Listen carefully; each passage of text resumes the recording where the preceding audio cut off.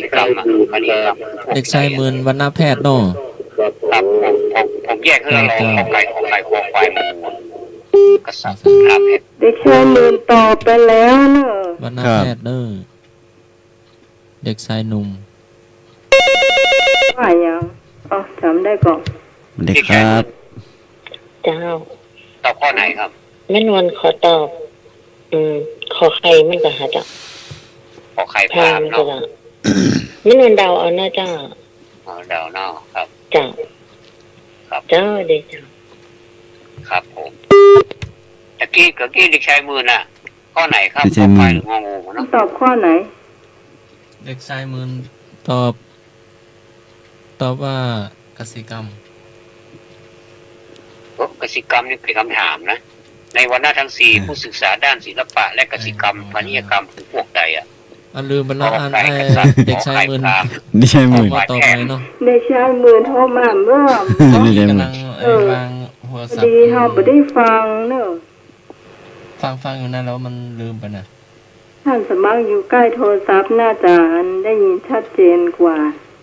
กำลังหาเสียงให้อาชญาการให้เสียงดีๆกับให้โยมพิสมัยได้ยินกันนะก็เลยเอาโทรศัพท์มาใกล้กับไมค์2 ตัวก็ไมค์หนึ่งไว้ที่ใช้มือมาใหม่นะครับสวัสดีครับสวัสดีครับครับผู้ชายบูตอบหัวครับแล้วตัวเกือบแล้วครับในวรรณะทั้งสี่เนาะวรรณะทั้งสี่ผู้ศึกษาด้านศิลปะและกสิกรรมพาณิชยกรรมคือพวกใดกกษัตริย์ขอพราหมณ์พอแพทย์งอสูตรครับแพทย์ครับผมแพทย์นอกคอควายนะครับครับผมโอ้ครับผมจัดให้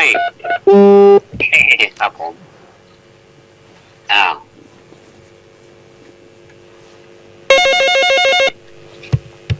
สวัสดีครับเจ้าเอาข้อขอควายเจ้าขอควายแม่บัวถาเจ้าครับผมบัวถาขอควายแพทย์นะครับ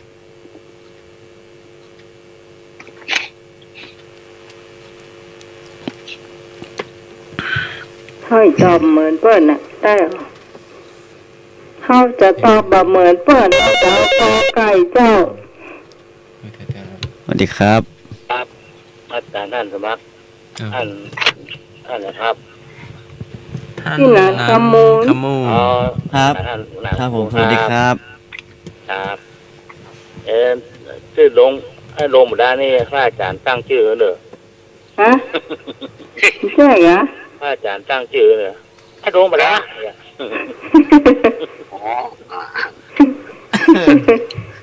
อาจารย์ตั้งชื่อหนุ่ยแก้ไอ้หนุ่ยแก้ข้อหาละได้เร็วแก้ข้อเก่าหามันก็โดนละเมิดลิขสิทธิ์หรือเปล่าโดนละเมิดลิขสิทธิ์เอานี่เอางองูดีกว่าครับงองูสูตรเนาะดีกว่าสูตรเนาะเข็มกะลาหลวงดีกว่าครับเข็มกะลาหลวงนะครับหมายเอากอไก่เจ้าครับผมดีครับไม่ใช่ประการต้องหมายเอากอไก่กษัตริย์นะจ้า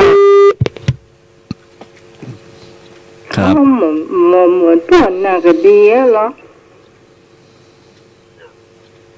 จะตัวเองดื้อขณะนี้เป็นเวลา12:09 น.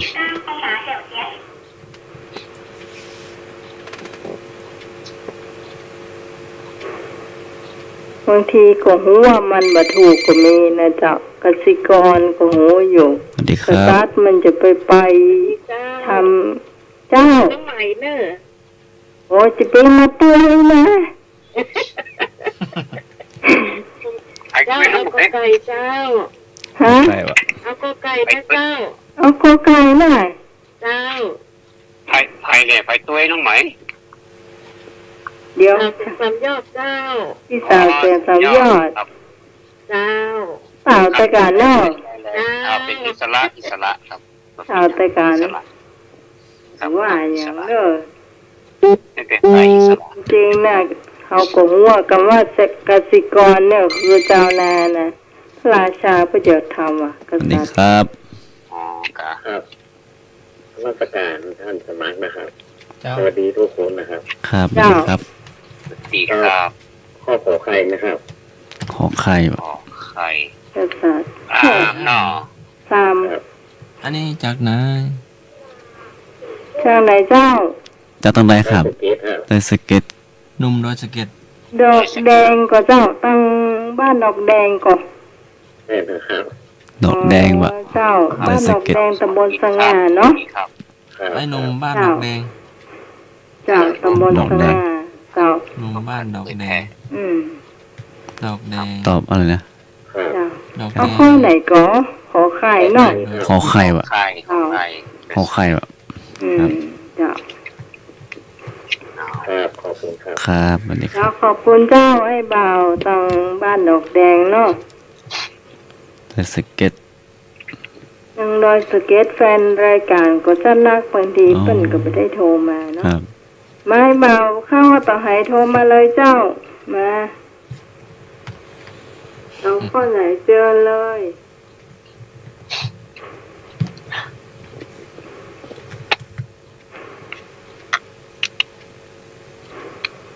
มีแถมกระเจ้าเตี่ยตอบข้อนี้ ตักปิ้งดะ ข้อนี้ถ้าค่อนข้างยากสำหรับ ครับ คนผู้ฟัง มันฟังเหมือนดูง่าย แต่ว่ามันก็ยากเจ้า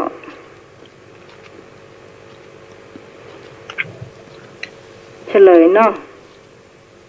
โอ้เดี๋ยวก่อน ถ้าสมัครเตือนพี่หนาเนี่ยมันได้ตอบเตื้อ อืม จะฟังคำถามอีกรอบมั้ง เขาจะฟังถามกันครับ เจ้าเมื่อกี้กังวลเรื่องเสียงอยู่ นะครับ ถามว่าในวรรณะทั้งสี่ผู้ศึกษาด้านศิลปะและกสิกรรมพาณิชยกรรมคือพวกใดกกษัตริย์ขอพราหมณ์พอแพทย์งอสูตรครับ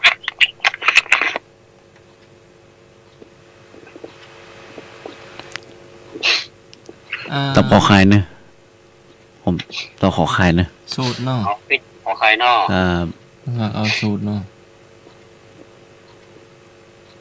ถ้าสมัครเหรอ เอาสูตรเลย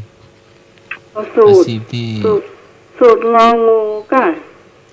นั่นแหละครับ ไม่ สูตรง ง อ ๆเลย งูครับ เอาอาชีพที่หนักเนาะงานหนัก สูตรงองูเนอะ เอาละมีคนตอบคู่ข้อแล้วค่ะ ครับผู้ข้อเลยท่า อ้าว โอ้ ครับท่านสมมาท่านมาครับผมขออนุญาตเฉลยนะครับ อ้าว ครับ ท่านฟังดีๆ ในวรรณะทั้งสี่ผู้ศึกษาด้านศิลปะและกสิกรรมพาณิชยกรรมคือพวกใด ทีแรกผมนึกว่าข้อนี้มันง่ายขนาดผมก็เลยแบบพูดเป็นอัตนัยไปเลยเนาะก็ใส่ปรนัยไปแล้วนะครับก็ขอของงอกอไก่กษัตริย์ กษัตริย์นี่นะครับ กษัตริย์นี่เพิ่นมีหน้าที่เป็นนักรบนะครับ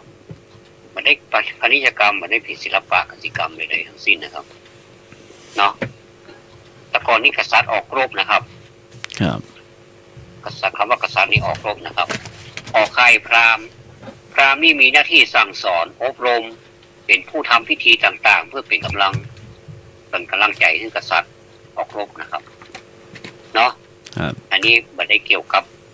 ศิลปะและกสิกรรม อันนี้กรรมนะงองูสูตรนี่เป็นประเภทแบกหามกรรมกรอย่างนี้ครับติ้วปูนอย่างพวกเนี้ยแบกดินแบกไม้เนี่ยเนาะ อ้าว ไม่ใช่ดูพ่อเนี่ยนะครับ แพทย์นะครับ แพทย์ในที่นี้ไม่ใช่เป็นแพทย์ทายะไม่ใช่แพทย์หมอนะครับ เป็นแพทย์สายะนะครับสระแอพอพานสอสารายอยักษ์กะลันเหมือนกันนะครับ ครับ อันนี้มีหน้าที่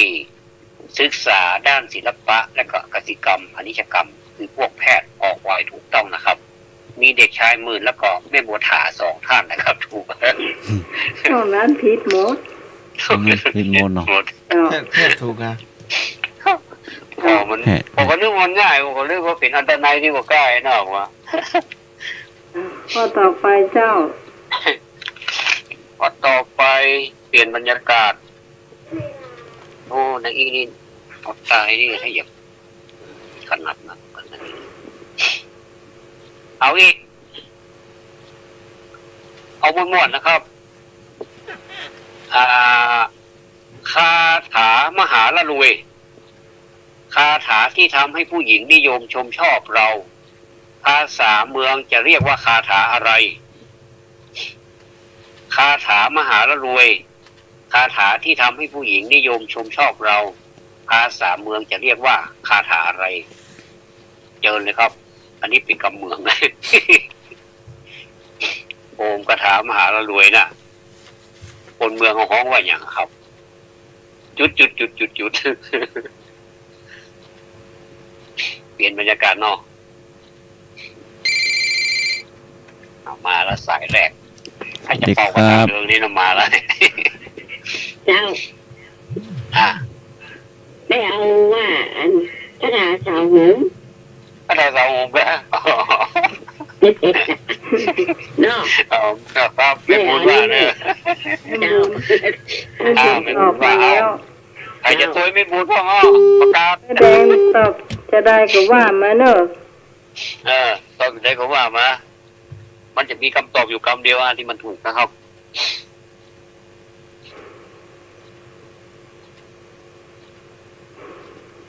ท่านที่สองเชิญเลยครับขยันอดออมมาแล้วนี่ครับเจ้าไม่นวนตอบคาถามหาเสน่ห์คาถามหาเสน่ห์เจ้าเจ้าดีจ้าอันนี้มันเพลงสายันวันแล้วแต่ความคิดนะครับ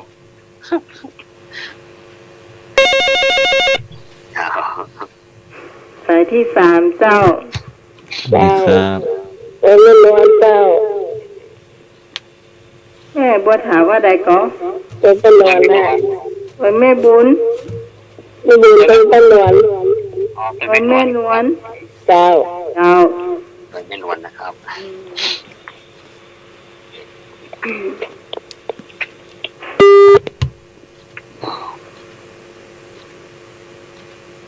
น้องใหม่ว่าใหญ่นะน้องใหม่หูจักกระถางนี้ก่อนเอาเป็นตอบก่อนนะนี่ครับ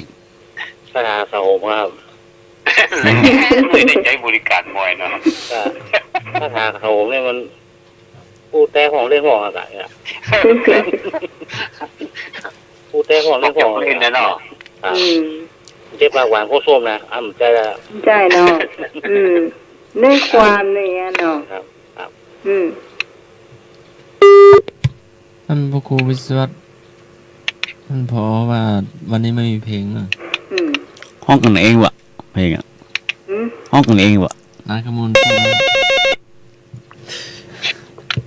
นี่ครับ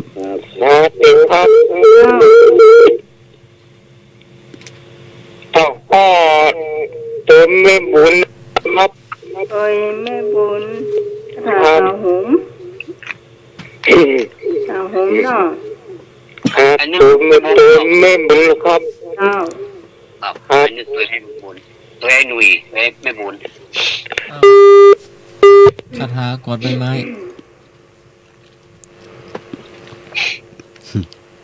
วันนี้ถ้าบ่มีเพลงนี่ก็เอานักมานางธรรมะนักหน่อยแล้วเขาจะไปปุ้นเจ้าไปถึงเที่ยงคืนแล้วก็มันจะเป็นอะไรอย่างเนาะไปปิดท้ายวันนี้ผมมีเพลงกะเจ้าอาจารย์บอกคนไทยพอยเนาะงานนักเนาะคำถามนี้เปลือกเป็นเพลงวุ้นนี่เป็นเพลงวุ้น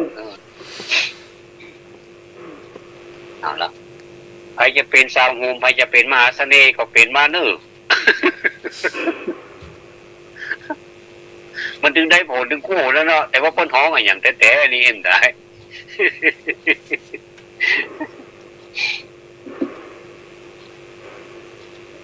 ครับประเด็นนี้กี่ท่านละ1 2 3 4 5 5ท่านนะครับ ทำโปรเซสกันเท่าไรกันมี5ท่านแต่น้องใหม่ว่ากระถาอย่างอ้อหูจ้าค่ะบุญจักแสดงว่าผมเคยเสกเนาะจ้าเป็นนะ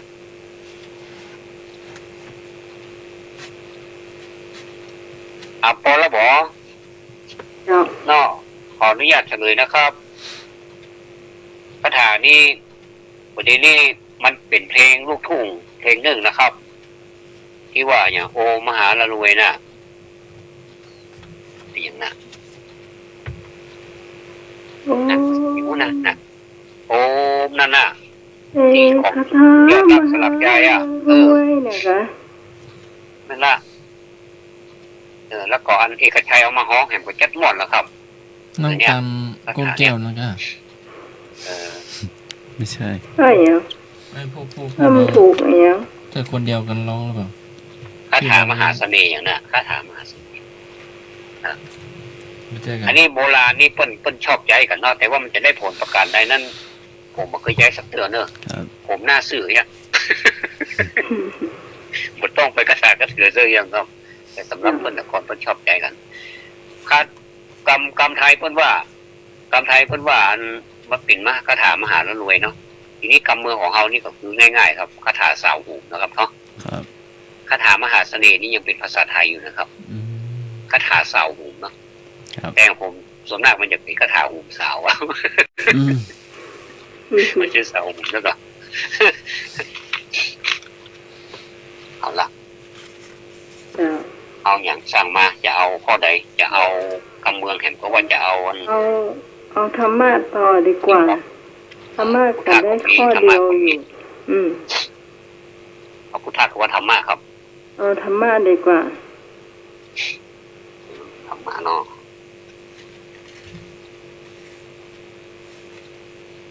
เอาละศีลข้อไม่ลักทรัพย์คู่กับกัลยาณธรรมใดศีลข้อไม่ลักทรัพย์คู่กับกัลยาณธรรมใดกอไก่ความสัตย์ขอไข่เมตตาคอควายอาชีพสุจริตงองูสติรอบคอบศีลข้อไม่ลักทรัพย์คู่กับกัลยาณธรรมใดกอความสัตย์ขอเมตตาคออาชีพสุจริตงอสติรอบคอบครับผมทำไมตอบคอควายเจ้าไม่ตอบเลยคอควายตอบก่อนละไปตัวก็เจอนะ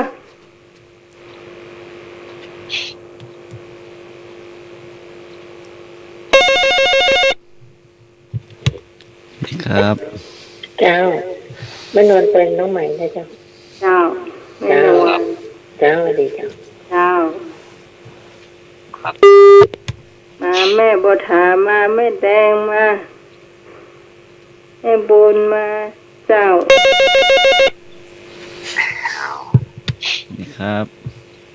เจ้าน้องใหม่เจ้าตัวเนาะเจ้าด้วยบอกวันเก้งว่าจะใส่ยาแบบใส่ยาแบบเกี่ยวเนาะ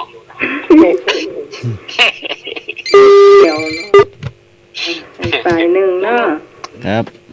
ครับไม่บุญขอฟ้าตัวน้องใหม่น่ะเจ้าบักหัวยามองเนาะ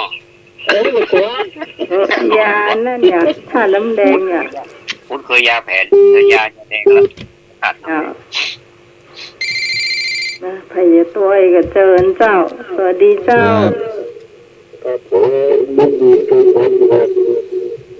เด็กชายมืนใจมืนคนเนาะมันจะเป็นแหลมเป็นยันก่อน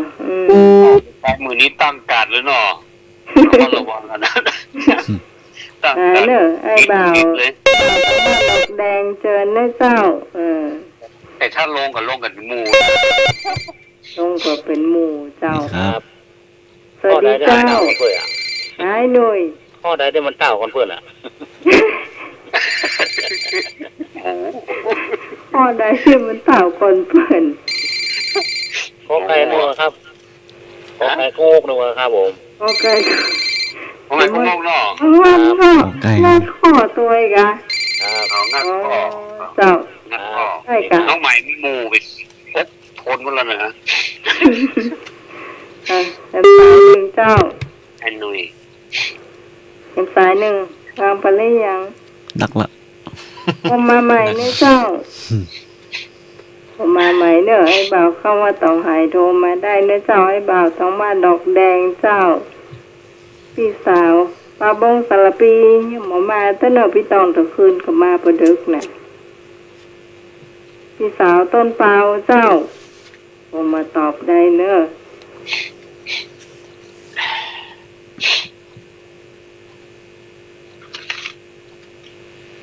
โอ้เมื่อวันมันฮ้อน แล้วก็เมื่อคืนมันเย็นเพราะมันเอาเรื่อง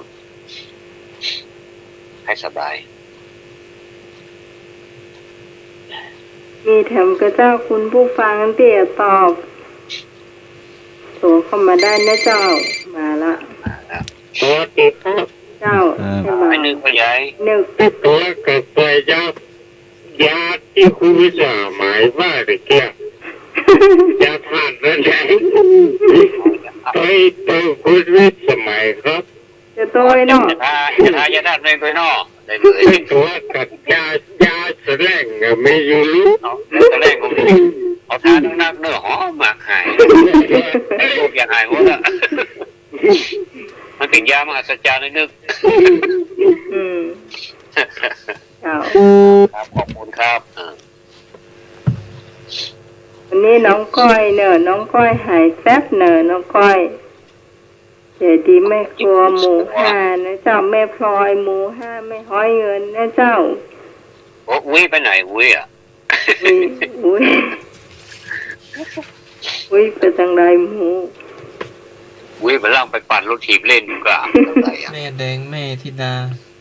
แม่ที่ดาบ้านหม้อตะคืนอยู่ตัวเฮาจนดึกเดี๋ยวเจ้าอยู่ตัวเฮาจนจบรายการเจ้า พกสายแล้วเนอะครับ ครับ ถ้ารวมถึงน้ำใหม่ด้วยก็เป็นเจ็ดนะครับ แม่เจ็ดยอด แม่พี่ป่าบง ข้ามสองมัน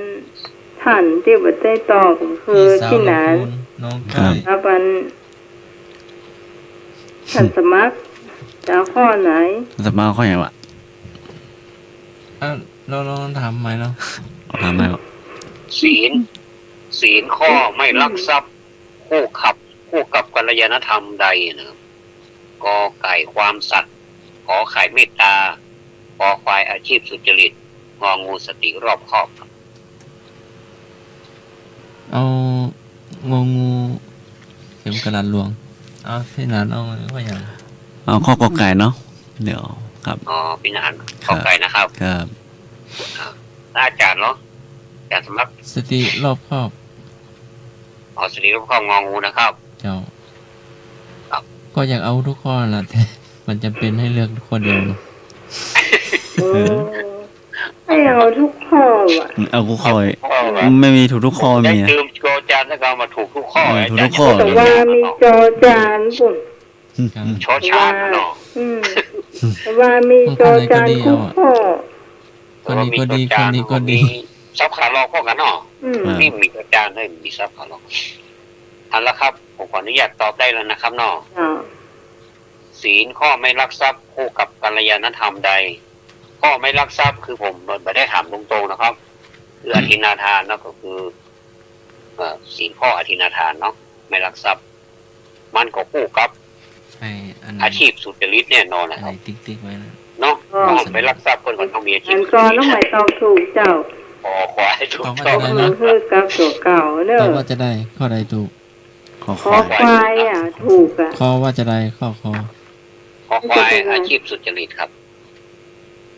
คอควายอาชีพสุจริต ครับ ความสัตย์นี่ก็มันได้เกี่ยวความสัตย์นี่มันต้องเกี่ยวกับข้อ4นะครับ มุสาวาทาเนาะ มันคุมทั้งศีล5ข้อเลยเนาะ ครับ ถ้าสติรอบครอบนี่มันต้องเป็นสุรานะอาจารย์ศีลข้อที่5คนน่ะสติรอบครอบเนาะ อธิบายให้ท่านสมัครฟังหน่อยค่ะ สมัครเนาะอาจารย์สมัครผมอธิบายเดี๋ยวนี้นะหนู ก็งองูเนี่ย มันสติรอบครอบมันเกี่ยวกับ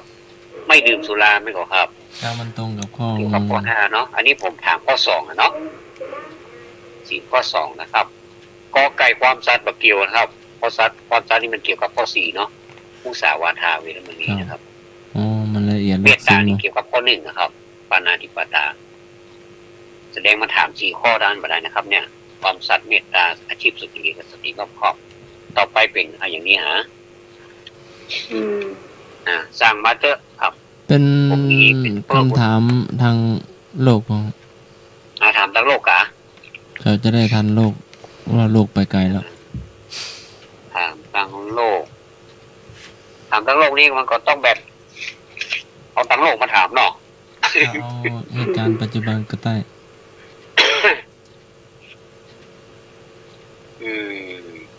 เอาละครับแต่ผมยังแบบพร้อมเรื่องนั้นเอาละครับเลยเอาละนี่ผมมีว่าแต่นี่มนุษย์ในโลกนี้ก็มีแบบเนี้ยผมเข้าใจตัวเก่าแล้วอาจารย์หาบอทั้งโลกทางเตกระดาษครบแคบเหี่ยวนี่ผมกำลังจะหากระดาษมาเขียนอยู่ครบเต็มเอาล่ะใหญ่ๆดีเนี่ยทางทั้งโลก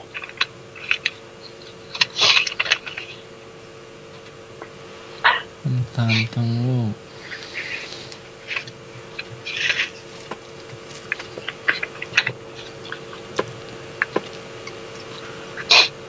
คณะสุมาเลยนะครับผมใครสบายตัวเองนั่นมันเป็นผู้พิจิตรเนี่ยในสุมาเลยนั่นเด้อคำถามทั้งโลกก็บัดยากนะครับการทำสังขายนาธรรมครั้งที่8อันนี้มันเกี่ยวกับถึงโลกเลยถึงทำเลยเนาะของโลกการทำสังขายนาธรรมครั้งที่8ของโลกมีขึ้นที่ประเทศไทยอยากทราบว่ามีขึ้นที่ใดใครเป็นผู้อุปถัมภ์การทำสังคายนาธรรมครั้งที่8ของโลกมีขึ้นที่ประเทศไทยอยากทราบว่ามีขึ้นที่ใดใครเป็นผู้อุปถัมภ์อันนี้มันมีช้อยนะครับถ้ามีช้อยนี่เขาจะหูได้ไงหูเลยเนาะนี่ยอมภาพเลยว่าโมโหมันเป็นความรู้ทั่วไปเนาะเนี่ยครับครั้งที่8เนาะทำสังคายนาครั้งที่8ครับครั้งที่1ของประเทศครั้งที่8ของโลกลองใบใกล้ๆก็ได้ที่จำลองมาจากอินเดียแล้วก็ผู้อุปถัมภ์นี่จะมีคำว่าตินำหน้าครับจำลองมาจากอินเดียผู้อุปถัมภ์มีตินำหน้าครับพระเจ้าติโลกราชก็วัดไหนครับวัดไหนวัดเจ็ดยอดพระรามหลวงตอบเยอะเนาะง่ายดีตำบลไหนเอาเรียงหน่อยที่ใดและมีผู้อุปถัมภ์ใครเป็นผู้อุปถัมภ์ตอบอันแรกก่อนนะครับที่ใดแล้วก็ใครอุปถัมภ์ที่วัดเจ็ดยอดพระอารามหลวงจังหวัดเชียงใหม่พระมีพระเจ้าติโลกราชเป็นผู้อุปถัมภ์ตอบเนี้ยณประเทศใด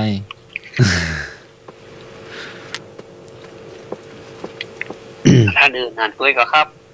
หันจากนอกจากวัดเจ็ดยอดนี่มีก็ครับวัดป่าหินนะวัดป่าแดงนะวัดหลีวัดสวนดอกวัดดอยสุเทพครั้งที่8เนาะวัดไหนครั้งที่8เนี่ย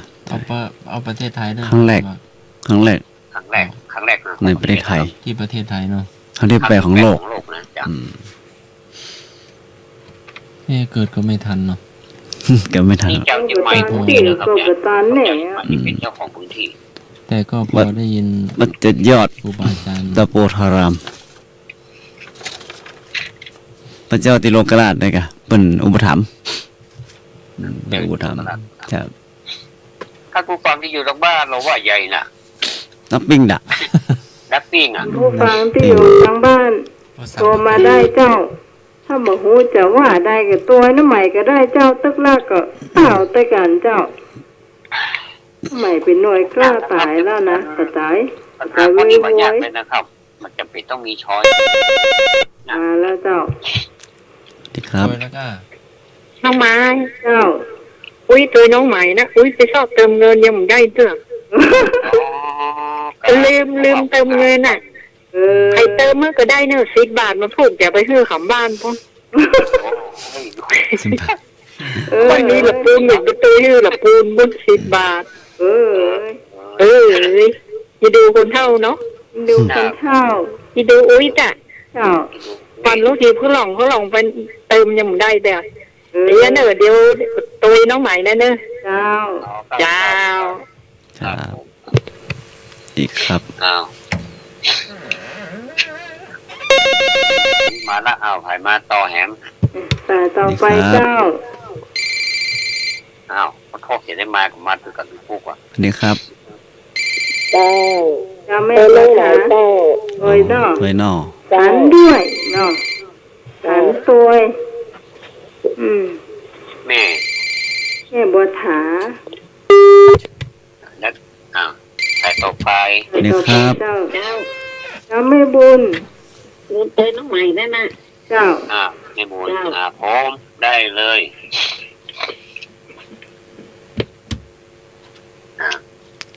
ก็หลายท่านนั่นหรอครับ มาเนอะไอ้หนุ่ยเนอะ ไอ้หนุ่ยฉายาโกไก่กงก ครับผม ครับผม เจ้า ครับพวกวัดสิงห์ยอดบ่ครับครับ จังหวัดเชียงใหม่แล้วครับ ครับ เจ้า ครับ เป็นผู้ประถามไม่นุ่ย ผู้ประทำน้องหมายตอบว่าพระเจ้าติดโลกราชครับสวยใหม่นะครับ สวยเนาะ ครับ ครับ ครับ โอเค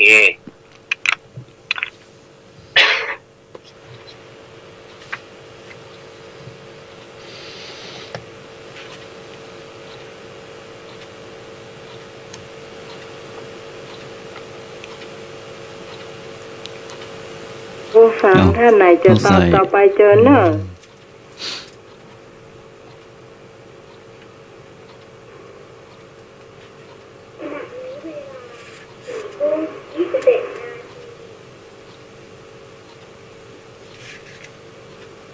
มีแถมกระเจ้า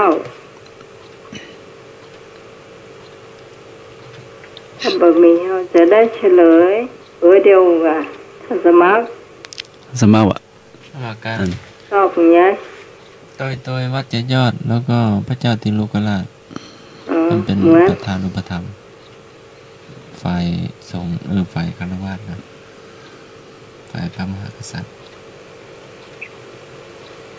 ท่านนางขมูลอะไรนี่ ตอบแล้วเหรอตอบเมื่อกี้แล้วครับ ตอบแล้ว ครับตอบแล้ว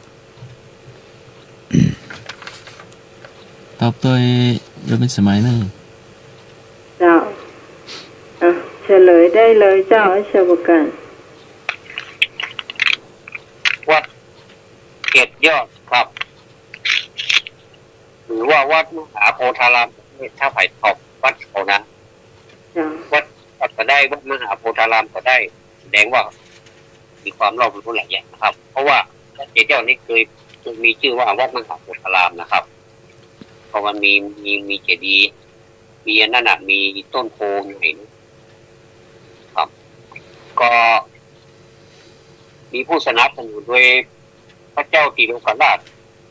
เป็นผู้ประทับนะครับถูกหมดแล้วเนาะ ครับ เจ้า ครับ เดี๋ยวไอ้บ่าวชาวประการดูเวลาเต้เนอะเดี๋ยวมันจะเลยนะโมง25ตะเจ็ดที่เข้ากี่โมง 3 ทุ่ม ทุ่มเกิงนะฮะ 3 ทุ่มประมาณปลายๆนี่แหละ ครับ วางแล้วค่อยโทรมาใหม่ก็ได้เหรอ ตอนนี้58 นาทีอยู่ครับ อ๋อ ครับ เดี๋ยวถามปัญหาแล้วค่อยวางก็ได้ เพราะว่าเดี๋ยวมันจะต้องติดต่อกันนะผมจะถามว่าพระพุทธเจ้าจะเอาธรรมะหรือว่าจะเอาอย่างเอามาเลยพระพุทธเจ้าเปล่งอาสัพพิวาจาแรกประสูติว่าอย่างไรพระพุทธเจ้าเปล่งอาสัพพิวาจาแรกประสูติว่าอย่างไรก็ภิกษุทั้งหลายจงอย่าประมาท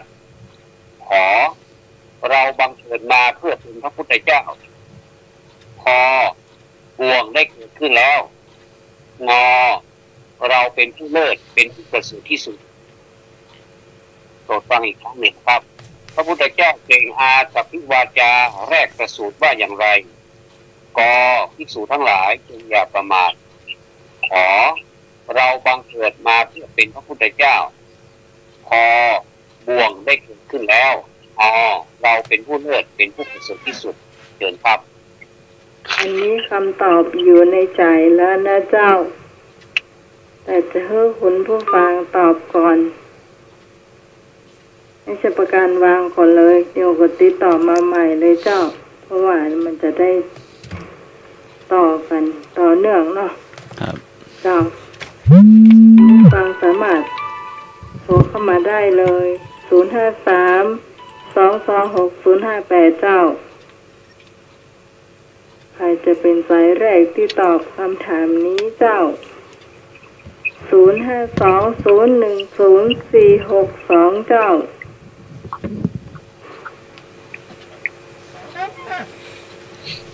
ตอบได้ก่อนพระพุทธเจ้าเป็นกำสอนก่อนสวัสดีครับเจ้าผมเดาวันนะครับเจ้าเอาเงี้ยเจ้าครับเจ้าไม่เนื้ององูเจ้าเอาสายต่อไปเจ้าสวัสดีครับเจ้าสวัสดีเจ้าพี่นวลเอางองูนะเจ้าเอางูเหมือนกันเจ้าสวัสดีครับเจ้าไอ้นึกงองูไม่นวลงองูเจ้าคุณผู้ฟังท่านอื่นและเจ้าสายที่3เจ้าครับครับผมเจ้ามีในคอควายครับผมไม่ใช่มือนะคอควายครับคอควายเนาะเป็นฉบับการเข้ามาหรือยังมาแล้วครับมาแล้วครับมาแล้วน้อยฉบับการได้ยินอยู่เนาะได้ยินครับได้ยินเนาะมันได้ยินอยู่จ๊อกๆแจ๊กๆอ่ะเป็นยังโหเสียงนะไม่เหมือนก็ได้ยินเหมือนกันไอ้เสียงอย่างก็บอกก็แจ๊กเนาะไม่มีอย่างดังนะไม่ข้ออะไรนะจะเขียนเด็กครับมันบางเงียบอ่ะมันทำโซนฮัลโหลครับครับคอควายนะครับคอควายเด็กชายมืออันนี้จากบ้านดอกแดงเนาะครับนนแดงเขาบอกชื่อได้ก็เศร้าชื่อแดงครับฮะแดงครับชื่อตรงกับหมู่บ้านเอาใหญ่อะชื่อแดงเนี่ยครับเจ้าแดงก็แดงเนาะครับเจ้าครับตำบลสง่าบ้านเจ้าซอยสเกตพุ่นเนาะ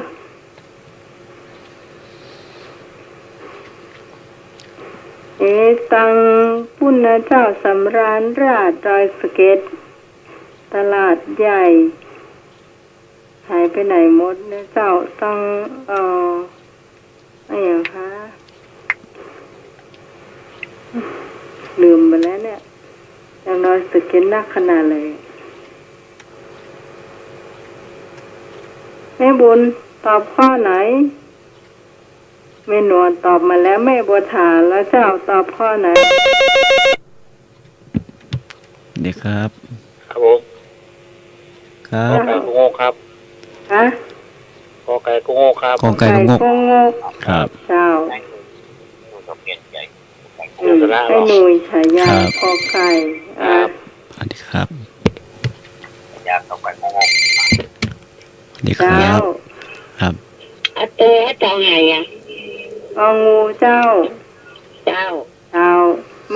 แม่บุญเจ้า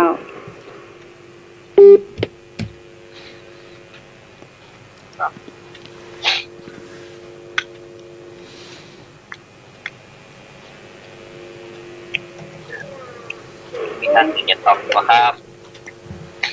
นี่ขอใครยังมีเด้อไปเป็นเจ้าของขอใครสักคนขอไก่ผมนี้ละขอควาย ผู้ฟังท่านไหนจะตอบแถมพี่สาวเสียงสามยอดแล้วเจ้า ตอบก่อนเชิญนะเจ้า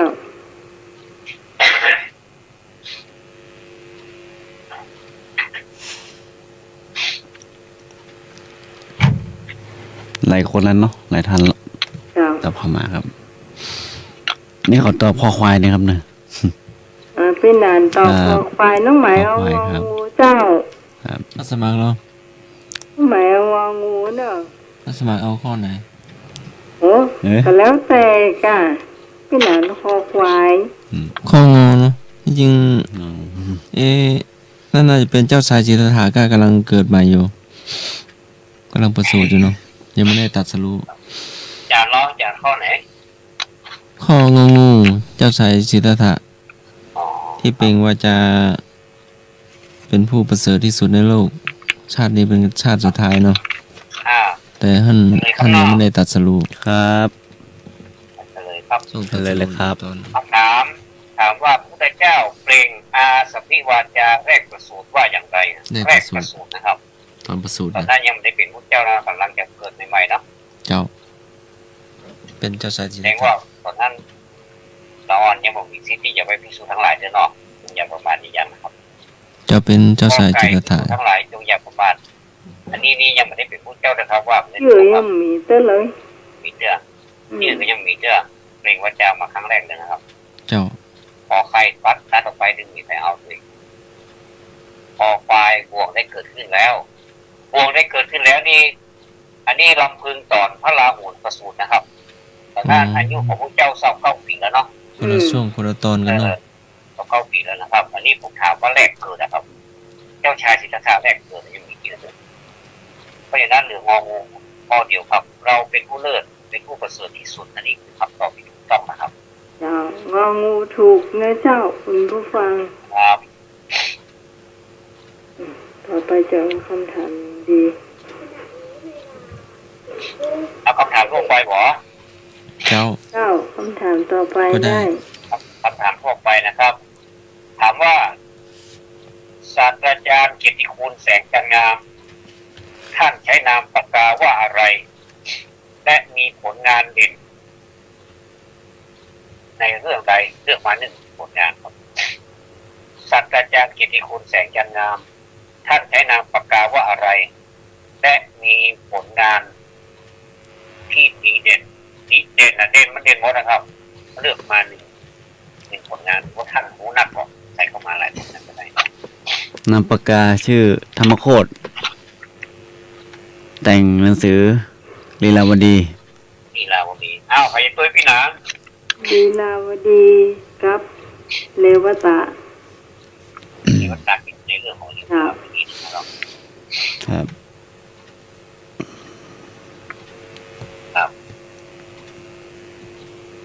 ใครจะตัวพี่หนางหรือว่าจะมีความเห็นต่างก็ได้นะครับครับชื่อธรรมโคตรนะครับครับครับเจ้าไม่นอนตัวไปนานแล้วเจ้าครับเจ้าดีเจ้าดีครับครับผมครับเนี่ยพี่หนางธรรมโคตรลีลาวดีครับที่เด่นๆนะครับครับเคยได้ยินอยู่เนาะตัวพี่หนานมั้งหรือว่าจะเอาเคยได้ยินอยู่พ่อก็ได้เพราะว่าคนเคยได้ยินเคยฟังงานเยอะคอนดีลาวดีเนาะสวัสดีครับเจ้าตัวพี่หนานใช่ไหมอาจารย์พี่หนานเยอะนะครับขมูลครับ ผลงานเป็นนักการ แต่ตอนนี้เพิ่นจากไปแล้วนะครับเพิ่นล่วงไปแล้ว ครับ ศาสตราจารย์เกียรติคุณแสงจันทร์งาม ครับ มีท่านอื่นก็ครับเชิญครับร่วมสนุกกันนะครับ เดี๋ยวเซตข้อนี้น้องหมายจะถามพ่อเจ้า เป็นช่วงอื่นเข้ามา คำถามทั่วไปนะ ก็คำถามธรรมะเยอะเดี๋ยว เมาธรรมะ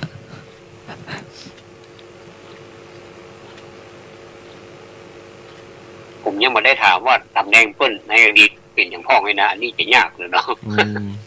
เอาแค่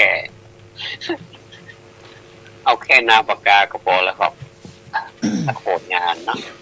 เกิดมา ตำแหน่งเคยเป็นคณบดีมนุษยศาสตร์มช ครับประมาณนั้นนะ มนุษย์นะครั คิ บ ดว่านะครับ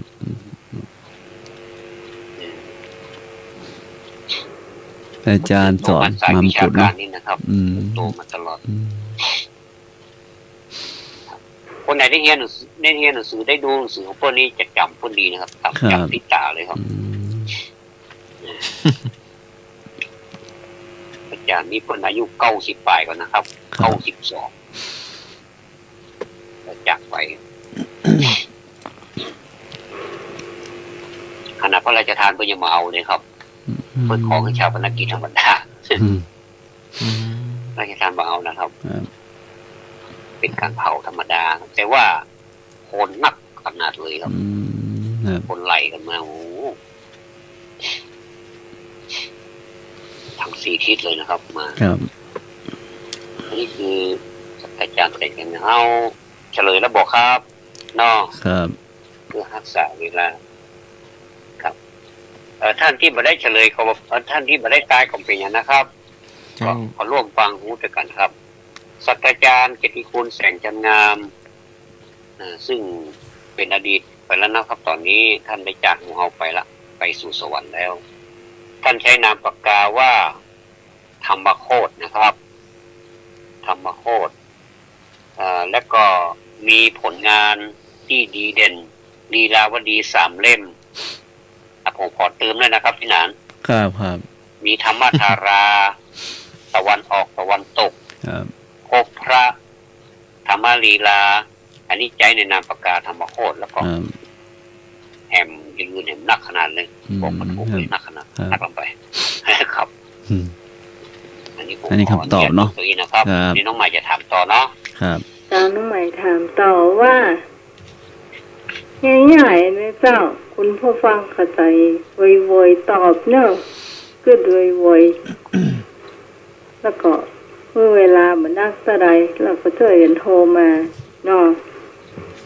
จาก1 ถึง 100มีเลข1กี่ตัวเจ้า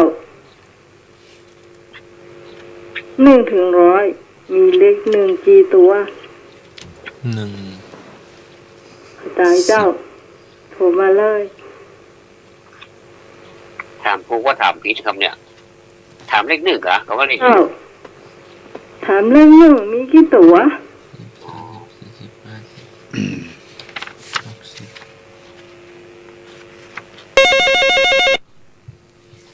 เอาแล้วเจ้าสายแรกมาแล้วสวัสดีเจ้า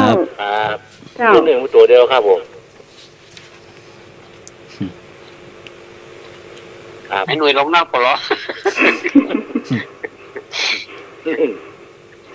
ตัวเดียวครับ1 ถึง 100นะครับนะไม่ใช่ชาวนะไม่ใช่ชาวเร็วนับเข้าใจไอ้ดื่มหาดไปหาไอ้หน่วยนับเลยนับเดียวกูเลยแล้วมันปอกับพวกคนดังรูปพวกก็ได้เดี๋ยวหมดได้เลยเดี๋ยวก่อนเลยเข้าใจสวัสดีเจ้าสวัสดีเจ้ามี20 ตัวน้องไหมมี20 ตัว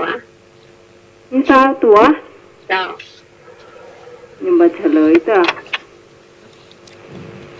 1เข้าใจโทร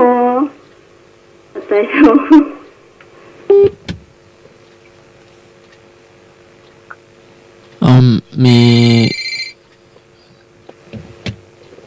ดีเจ้าครับผมมี11ตัวครับผมฮะมี11ตัวครับผม11โอ้12จำไว้เนอะเอาไว้เนอะไปตอบเป็นยังนะแม่บุญตอบเต้าเด็กชายหมื่นตอบ10ถ้าสมัครตอบ100ตัวฮะ51นี่มันจะไม่51นี่มันจะนับได้2ตัวก่อนมีเลข1 2ตัวเอ้าก็มี1 2ตัวก็เว้ยนี่โหลนะนี่นะโหล1เข้าใจเจ้านับได้ต่อไหนเจ้าไอ้20ตัวเจ้าสมัครมานับได้ตั้ง100ตัว20ตัวนมัสการท่านสมัครนะเจ้าเจริญพรท่านอาจารย์โดยสวัสดีน้องใหม่ไอ้ชัยประการและพี่นานตัวนะเจ้านานขมูลเนอะเจ้า20ตัวเด้อ3ตัวเนาะครับเจ้าครับผมแต่ละปีเจ้าท่านสมพรก็เตรียมสอบอยู่ลูกไปหน่วยนับแล้วหรือยังไอ้ต่อหายหรอนับได้กี่ตัวแม่บัวถาหรอนี่ตอบโหลนะโหลเดียวโลล่อครับพี่นานลงครับผมสวัสดีเจ้าน้องไม้เจ้าตัวตัวเจ้าดีมาไอ้นับแขมเจ้าแม่นวลตอบเนอะแม่บอกใจนับไปหวยครับสวัสดีครับเจ้าเด็กชายหนุ่ย19ตัวครับ19ตัวครับมีไหวแหมไอ้ตอบแหมเจินไอ้หวย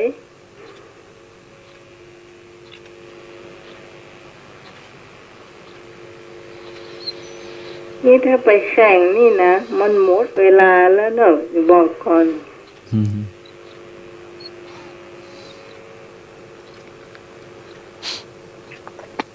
มีไผ่ตอบแหมก็เจ้าถ้ามีจะได้เฉลยงานเอาเงียบมาแหม1สายครับสวัสดีครับเจ้าตัว9ไม่บุญนะเจ้าโอ้ไม่บุญเอา29ค่ะผมตัวไอ้หนุ่ยเด้อครับไอ้หนุ่ย19ผมตัวไอ้หนุ่ยเด้อไอ้หนุ่ยตัว19นะ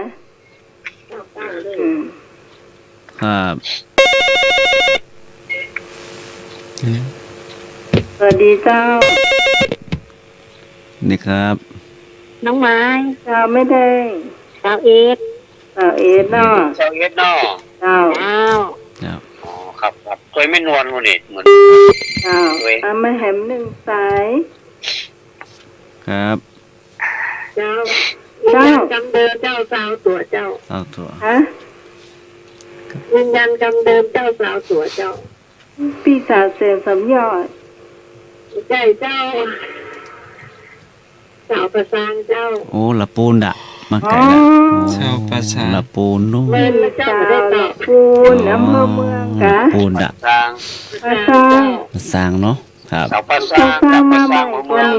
เจ้าจำเดิมเจ้า20ตัวเนาะครับยินดีครับขอบคุณเจ้านางเจ้าพี่สาวประสานแต่อยู่ในอำเภอเมืองพี่สาวอำเภอเมืองละปูนหายไปไหนเจ้าทางดอยติรอบ้านแป้นละเจ้า บ้านที่รอง มึงรีบมีกันนี่ครับนี่ครับ สวัสดีเจ้าน้องไหมที่ส่งเปลี่ยนใจเนอะฮะที่ส่งเปลี่ยนใจเอาเสาเอสตัวเด้อลืมนับ100อ่ะเจ้าเปลี่ยนใจเนาะลืมนับตัวที่100อ่ะเจ้าเสาเอสตัวเด้อเจ้าเจ้าเด้อเช้าโอ้ยเปลี่ยนใจง่ายอ่ะนี่ครับเปลี่ยนใจไอ้หนูไอ้นึกตัวหนุ่ยนะไอ้หนุ่ยเนาะตัวหนุ่ย19ตัวโอเคคือตัวก็ขอยาหอมสุดแรงที่อาญาตะคายแล้วก่อนไอ้เชปการยังเปลี่ยนใจเลยอ่ะก่อนเขาเจ็บแข้งนะเขาตาที่แขนยังหายเลยนึกขนาดว่าไปเลยอ่ะเขาตาที่แขนยังหายเลยมันก็ไปล้มกระเท้าอันทานน้ำแข็งเหมือนเนาะไปล้มมาได้กี่เน่าทานน้ำแข็งบุ้งครับสวัสดีครับสายนี้แฮมรู้ที่ยันทำไหมมาใหม่เนี่ยเจ้าสายรุดไปพอมาใหม่เนี่ยเจ้ามีกี่ตัว1 ถึง 100มี1กี่ตัว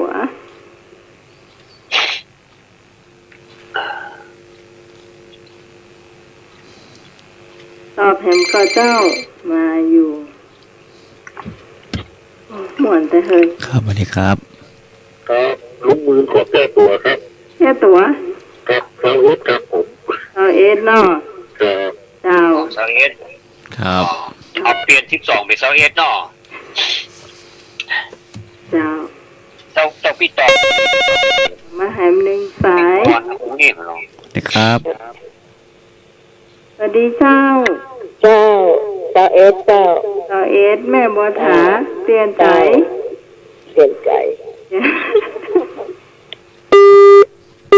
แล้วคนเปลี่ยนใจนักเหมือนกันเนอะ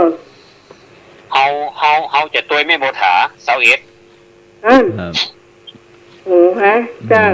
ากตัวหนุ่ยมาซาวแล้วก็มาเสาเอสว่ะคนเฮามันมีสิทธิ์เนาะมันมีสิทธิ์แต่สิทธิ์อะได้ปะอย่าจอยไปอ่ะเขาบอกฟังมันไปเขาจอยไปก็ได้ปัญญาไปถึงเพื่อนเนาะอันนี้มาเปลี่ยนละโอเคเลยเต้าพี่ตองเต้าแม่นวลเต้าอุ้ยเต้าวันเด็กชายมื่นแต่พอเต้าไอ้นึกไอ้หนุ่ยมาเต้าพี่นานก็มาเต้าพี่นานเอาหลงเอาสาวเอ็กเนี่ยยังได้ก็จ้างเด้อครับแล้วบอกรับกันได้ฮะเนาะแล้วบอก12แล้วเสาเอสเนาะเขาปีจากพี่นานมาเป็นเสาเอสพี่นาน12โลแต่เอา2โลเกือบ2โลครับโลไปท่านสมัครเอา99ตัว99ตัวเก้าเล็ก1นะอาจารย์หลังจะออพวกอ่ะฮะ99อ่ะเขาว่ามันนับเจอแล้วนะ99เนี่ย99อะไรไปล่ะ5 บาทเหรอนับเงามันตัวก้านหรือจะอะไรพูดนะเลข1นะเลข1อ่ะเลข1 ถึง 100เนี่ยมีเลข1กี่ตัว1 ถึง 100อ่ะมันต้องเอาเลขเขียนเลขออกมาเป็นตัวนับทีนะตาละมันได้กี่นับกันเลยอ่ะเอาเลขมาเป็นตัวแล้วก็นับ1 2 3นับ1เนาะนับตากันนับเลย1แล้วก็10เนาะ11เนี่ยมันมี1 2ตัวหรอ1 2ตัวกันอ่ะเป็น4แล้วอ่ะแล้วก็12 13 14 15 16 17 18 19 20 21เสาเอ็ดนี่นับ2ตัวก่อนหรือนับตัวเดียวเอ็ดแล้วก็3เอ็ด10เอ็ด5เอ็ด6เอ็ด7เอ็ด8เอ็ด9เอ็ด100น้อยกว่านี้เนาะ 21ตัวพอดีเจ้าถ้าไผ่ตอบ20ก็ถูกเนอะต่อไปหน้าพอดีๆเจ้ามี21ตัวพอดีเจ้างั้นท่านสมัครนับ20มีถูกย้าย20น่ะมันก็นึก21พวกอ่ะแม่นเหรอนับ1เฉพาะเลข1นับตั้ง1ไม่ใช่นับ0นะ1สมัครนับเงามันด้วย1แล้วก็มานับ10หั่นน่ะ10ก็มีเลข1อ่ะถ้ามา11มี1 2ตัวกันน่ะแม่นล่ะ12 13 10ถึง19เนาะ19มา19แล้วค่ามา21อ่ะ21เราไป31 41 41 51 61 71 81 91 100ตัวพอดีนะเจ้าไทยตอบ21ตัวถูกต้องนะครับคำถามนี้เป็นคำถามหม้อหัวก็ 4:55 นาทีแล้วเจ้าจะสัมพันธ์เมื่อไหร่คำเดียวส่งประชาสัมพันธ์ตัวก่อนหรือว่าจะได้เอาเลยประชาสัมพันธ์กฐินช่วงนี้ที่นานคำนวณประชาสัมพันธ์เนาะกิจกรรมเท่านั้นเนาะครับเงิน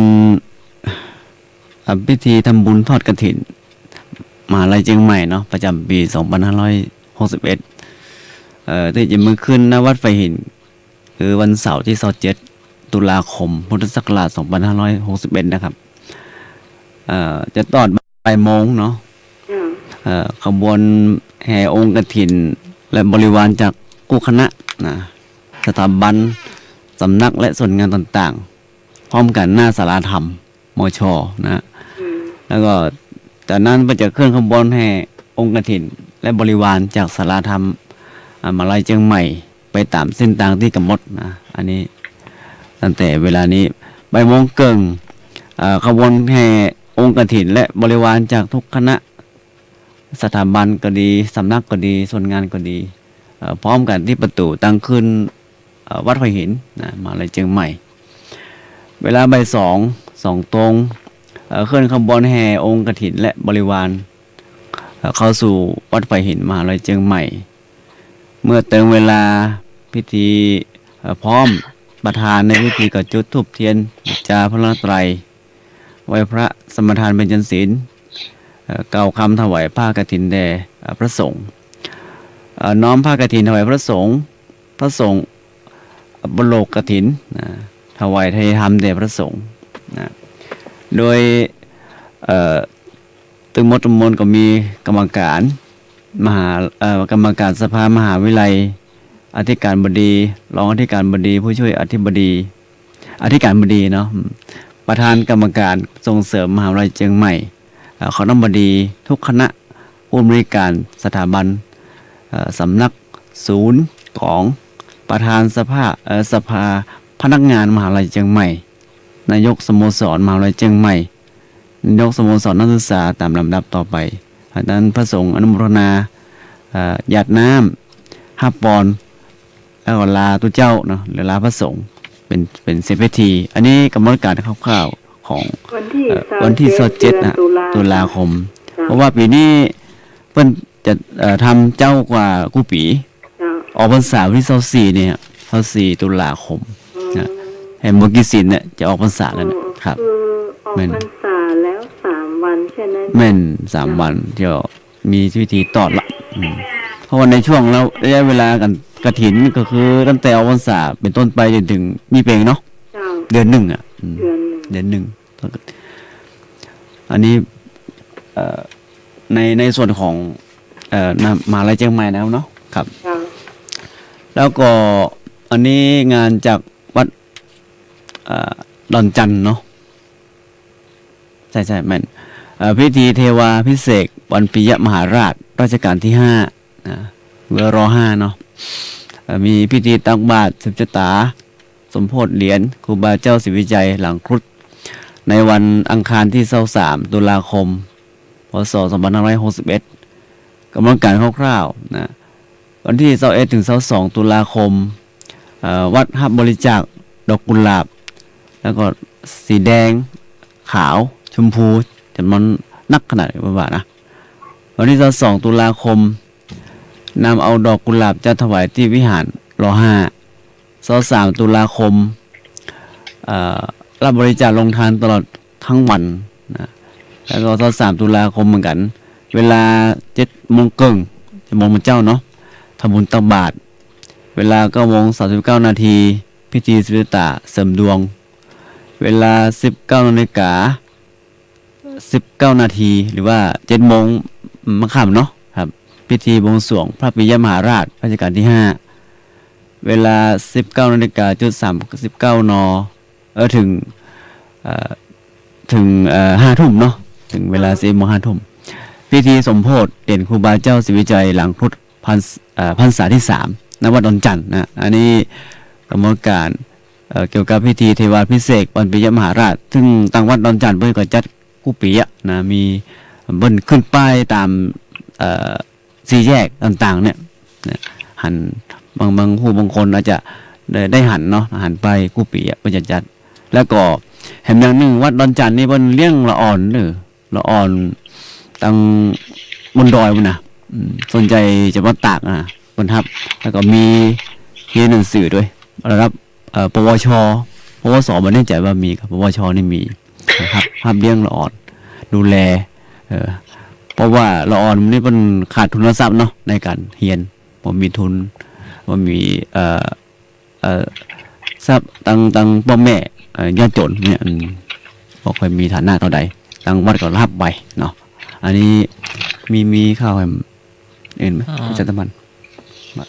ตานกวนสลากวัดประแดงวันที่อันวันที่7วันอาทิตย์ที่7 ตุลาคมตังพระครูโคสิทธิ์ปริยยาภรณ์เจ้าวาดวัดป่าแดงมหาวิหารเพิ่นจะมีการ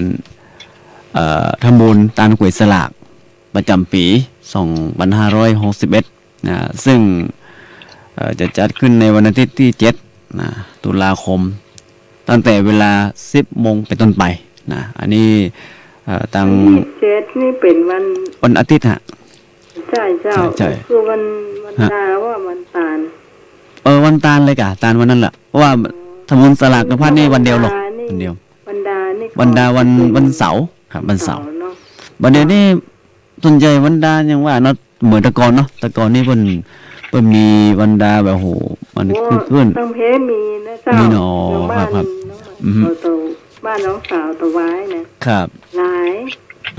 เดี๋ยวนี้ฟื้นฟูมาหามละ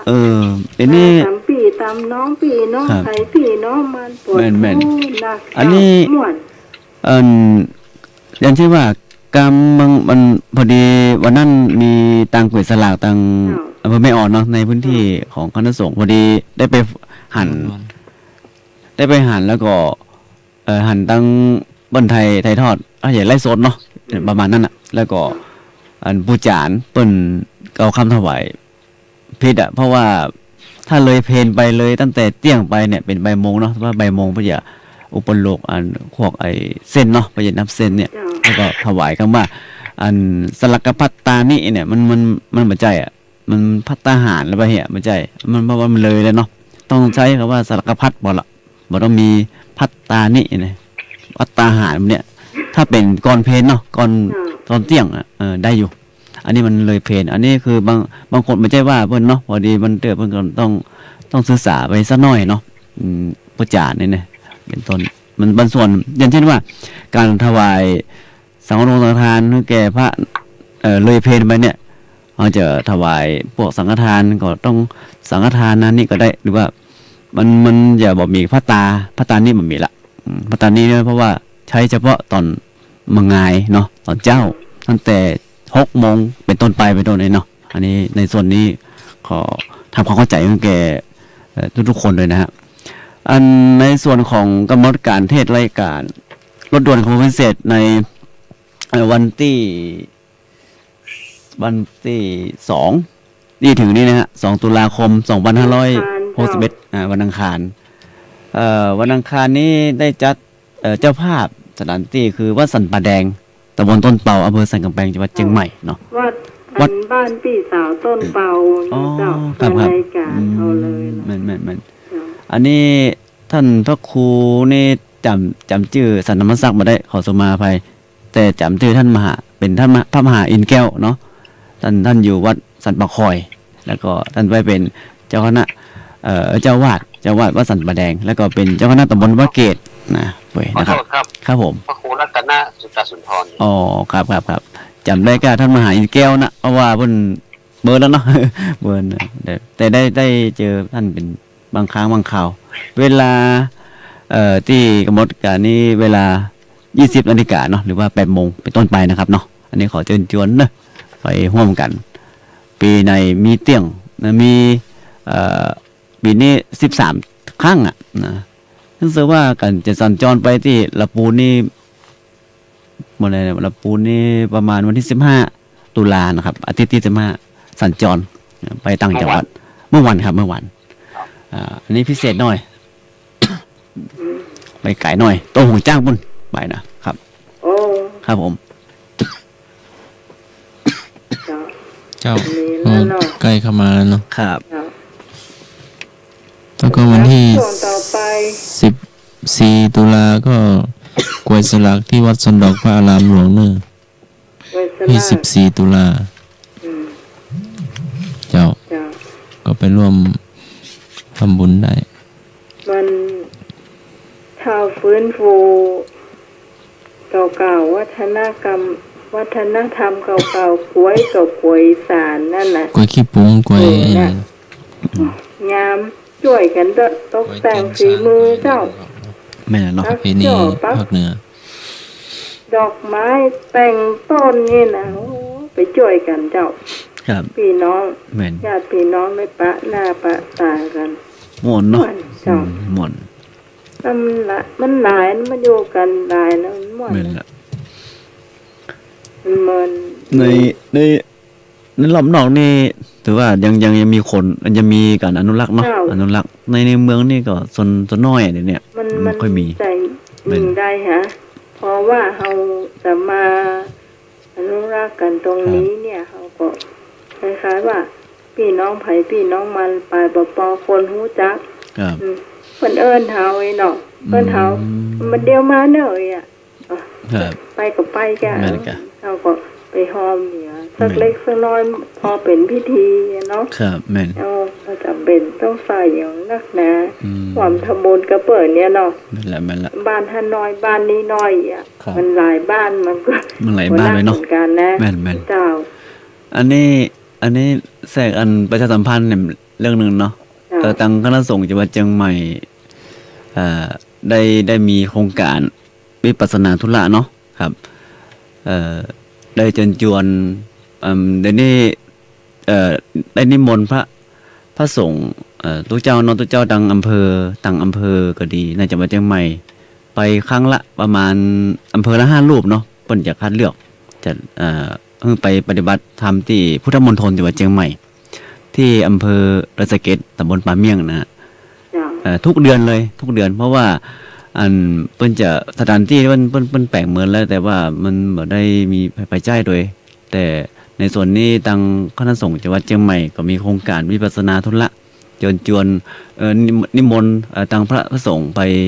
ร่วมปฏิบัติธรรมทุกเดือนเลยแต่เดือนตุลาที่จะถึงนี้นึกว่าประมาณวันที่10 ปลายนะแต่ผมจำวันที่บ่ได้เพราะว่ามันตั้งกับการสอบนักธรรมตัวนะนักธรรมตัว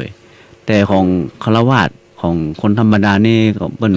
ไว้ก่อนเพื่อจะเอาไว้แห่งกรรมหนึ่งเพราะว่ามันอาจจะมีเรื่องเกี่ยวกับที่พักหรือว่า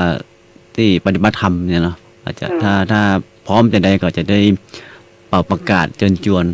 คนธรรมดาอย่างหมู่เฮาไปร่วมปฏิบัติธรรมได้แถมอย่างหนึ่งถ้าว่าท่านใดไผที่ฟังรายการนี้ก็ดีหรือว่าได้ฮู้ข่าวมันละก็เชิญชวนร่วมทำบุญได้เนอะ10 บาท20 บาทก็ว่าไปร่วมเป็นกองทุนของโครงการวิปัสสนาธุระของคณะสงฆ์จังหวัดเชียงใหม่นะครับเนาะเพราะว่าคณะสงฆ์จังหวัดเชียงใหม่โดยการปกครองของพระเดชพระคุณหลวงพ่อพระเทพปริยัติเนาะเจ้าคณะจังหวัดเชียงใหม่เพิ่นก็ดำริมา อันนี้เป็นต้นเนาะอันนี้เข้าไปสัมพันธ์มีต่อเอียดเนาะครับ ก็ตรงวันที่12 13 14เราประชุมที่ครับอบจเนาะครับว่าที่ประชุมส่งก็มติออกมาครับว่ามันตรงกับสอบนักธรรมสันติเนาะครับ12 13 14ตุลาครับเจ้าช่วงต่อไปจะเป็นเหล่าเจียแล้วนะเจ้านี่มัน5 ถุงปลายแล้วเนาะครับเจียสักหน่อยเนาะครับไอ้มีเจียมีเจียเหล่าเนาะมาเลยจะเล่าก่อนถ้าสมัครจะเล่าก่อนก็ว่าแม่บุญเจ้าเราเจียเนาะ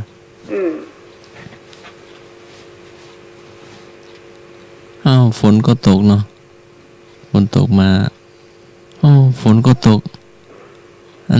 หนทางก็จำไม่ได้หนทางกลับบ้านก็จำไม่ได้ละจะร้องไห้จบ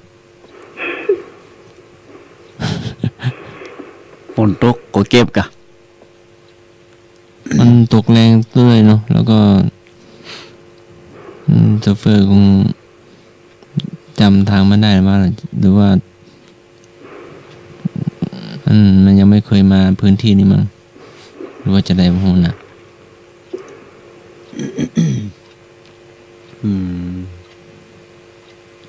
เจ้าแม่บุญรู้สึกว่าจะมีเจียเหล่าเจอนะเจ้าแม่บุญ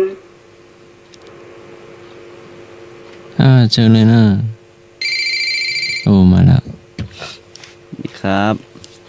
เจ้ามีเจียอย่างเหล่าเจ้ามีอยู่เรื่องนะครับเจ้าเรื่องมีว่ามีผู้ชายคนหนึ่งมาถามหา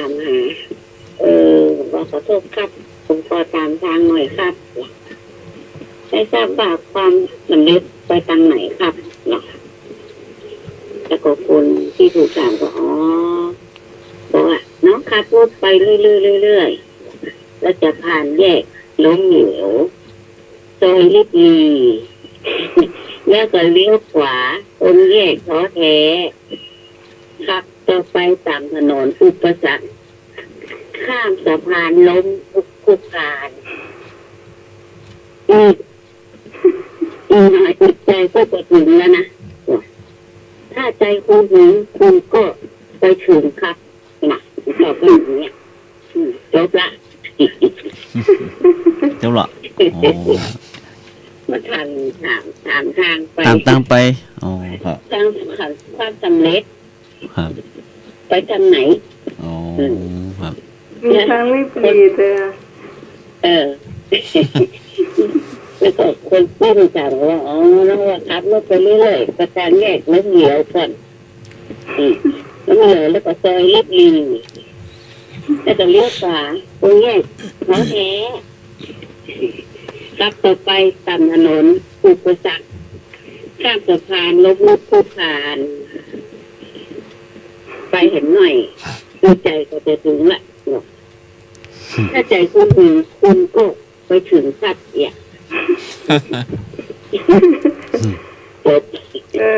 จบข่าวเนาะเจ้าไอ้เจ้าประการมีกับเจ้าเจ้าประการเป็นรับ3-4เลยเพราะว่าดับปิ้งเนาะอาจารย์ประการอาจารย์ประการ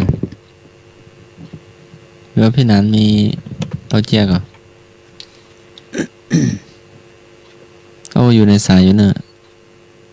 อาจารย์ประการมีกับเจ้าอาจารย์ประการมีเล่าเจี๊ยกตรูกอเงียบรับแล้วกะยังอยู่ในสายอยู่นะ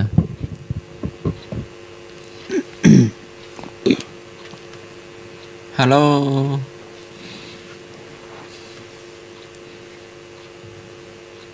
ยังอยู่ในสายอยู่นะใครเล่าเจ้าก็โทรเข้ามาได้นะมันเล่าดีเล่าสักเรื่อง5 ทุ่ม 14 นาทีเจ้าฮัลโหลราชการ โอ้ได้เลย เงียบไปแล้วเงียบไปสักพักใหญ่เนาะถ้าเงียบไปก็ต้องวางอ่ะแม่น่ะเงียบเลยเนาะวางแล้วก็ไปโทรไปโทรเขาเปิ่นโอ้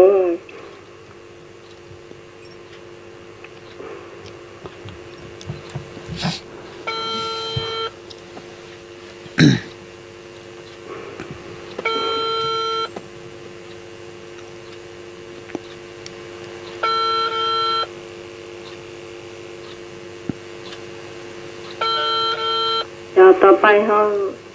ได้จะเล่าเดี๋ยวผมเล่าสักเรื่องเนาะครับได้เลย เรื่องขวัญเปิ้นบ่สู้เนอร์ว่ะขวัญเปิ้นบ่สู้เนอร์ว่ะ บ่สู้นะบ่สู้มีสามีภรรยาคู่หนึ่งว่ะ สามีเป็น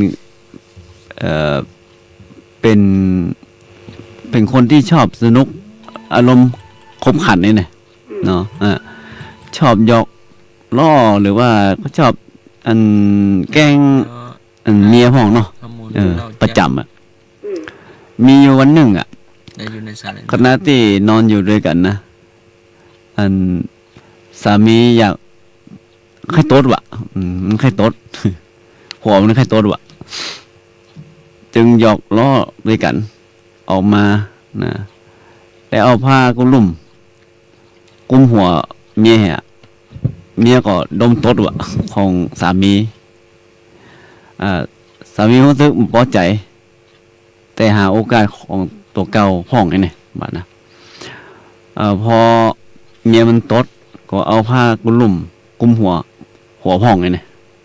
ปรากฏว่ากินตดเหม็นขนาดว่าเนี่ยคือ ผัวมันสำลักอายแล้วก็จามหลังจากนั้นเขาก็ได้ล้มป่วยเนาะอันนี้คือผัวเนาะล้มป่วยป่วยมาหลายวันบ่สบายมาหลายวันหมู่ญาติพี่น้องต่างก็ฮู้กันก็ทราบจึงสั่งให้เมียทำขันขอเขามาผัวเหี้ยวะแล้วก็มัดมือสู่ขวัญหลังจากนั้นอาการก็หายไปจึงอู้ออกมาว่าอู้โดยเมียว่านั่นแหละตัวเงียบบดีขวัญเปิ้นบ่สู้เนอเนาะก็จบข่าวละ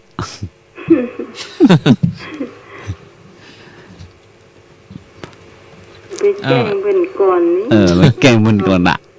จริงใจเป็นป้าเมียนะใจเนาะไปชอบไปยุไปแย่ไปหยอกล้อเนาะใช้ประกันเข้ามายังมาแล้วเนาะต่อไปเราจะไปอย่างเนาะใช้ประกันเนาะแค่นอนบ่เพียกะบ่ค่อยสบายเนาะเพียให้ม่วยครับอันถ้าไหวก็อยู่ด้วยกันเนาะถ้าบ่ไหวก็บ่ประจังครับไหวก็เจ้านึกบอกแล้วว่าจะเอาเรื่องนี้แต่ขึ้นมาประเดี๋ยวนี้เจ้าอยู่กะเจ้าก็เจ้าเจ้าเลี้ยวไปแล้วก็อ่านก็แบบว่าละต่อไปเป็นยังไงได้เตรียมมาแล้วก็แล้วเล่าเลยเจ้าได้เตรียมมาแล้วเนาะเจ้าคงจะนับเป็นทั้งสัตว์คนละสัตว์กิ่งหิ่งห้อย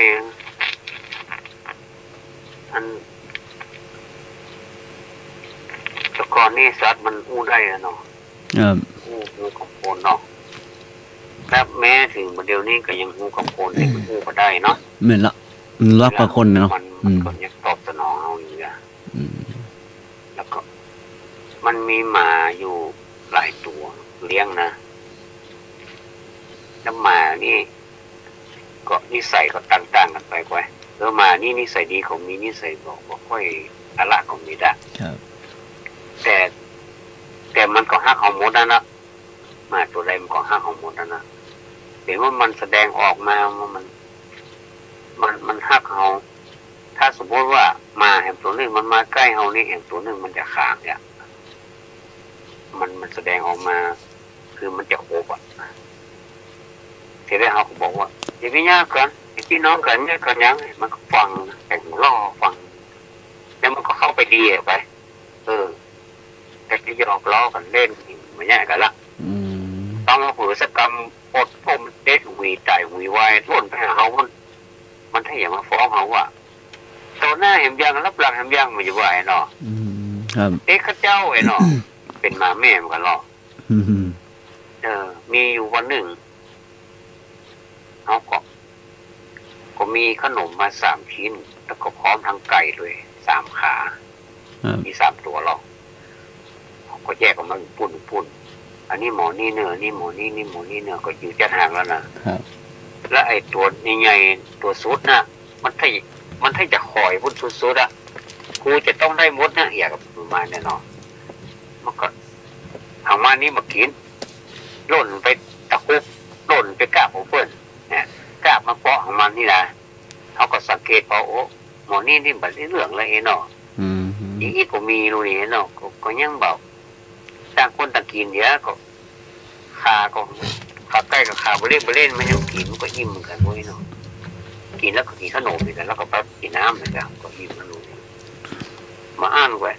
เป็นลูกหมูเปิดมาว่ะแล้วมากล่องไว้ที่มันนั่นน่ะแล้วก็นอนเฝ้าอ่ะนั่นเถอะอย่างน่ะนั่นหมาขี้โลกเจ้าบอกเข้าใจหมาขี้โลกมันจะปอเนาะแล้วก็มันแถมอย่างหนึ่งเขาเลี้ยงหมาเนี่ยมันก็ต้องสอนให้มันรู้จักแบ่งกันตัวถ้าตัวใดย่าของกันหรือว่าลูกของกันเนี่ยตัวนั้นต้องโดนเจ้าถ้าบ้านจะเคยชินชอบลูกชอบแย่งบ่แบ่งปานนี้นะได้นี่วันต่อมาก็มีเวลาหน่อยเนาะเนื่องจากเป็นวันหยุดอ่ะก็เลยห้องเขา3 ตัวมาอบรมอ่ะเขาก็ฟังนะเขาก็ฟังเขาก็คู่เขาก็ฟังไว้นอนหมอบปะเนี่ยอย่างโคนนะว่ากับมีนะ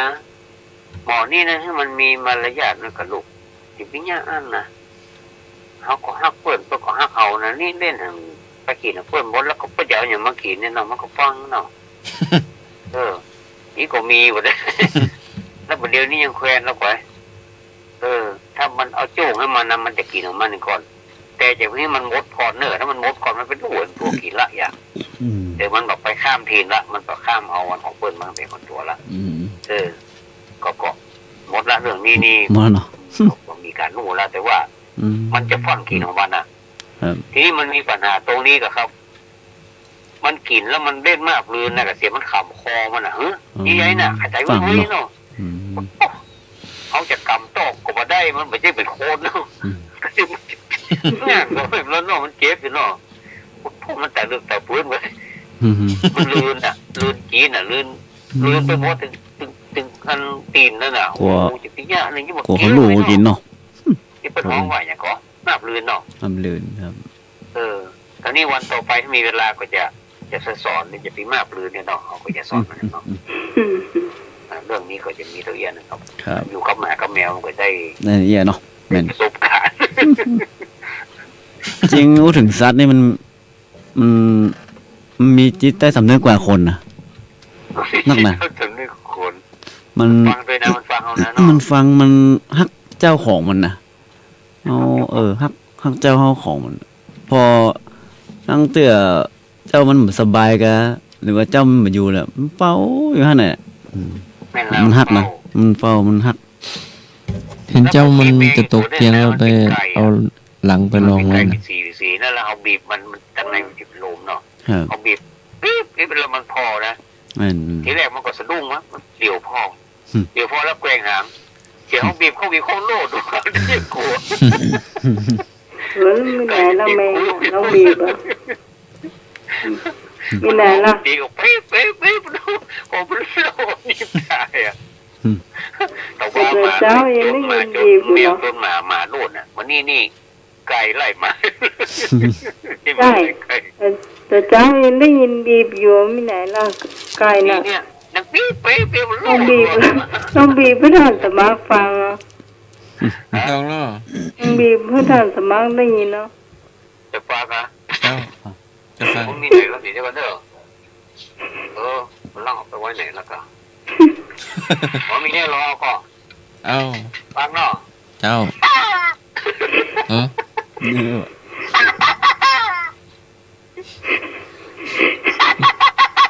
เรียกกับมันโลดกันเรียกนี่เสียง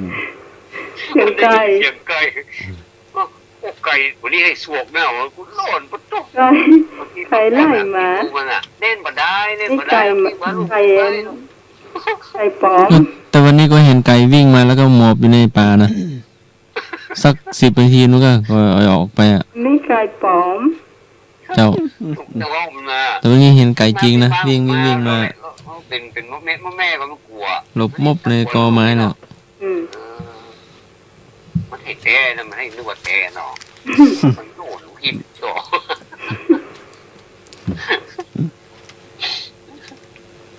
โจกครับแต่ว่าเจียมแมววันนี้เจียมไก่เนาะเจียมไก่ประมาณแล้วต่อไปจะเป็นอย่างอ้อนได้เท่าต้องไม่ถามก่อนกันแล้วกันปลา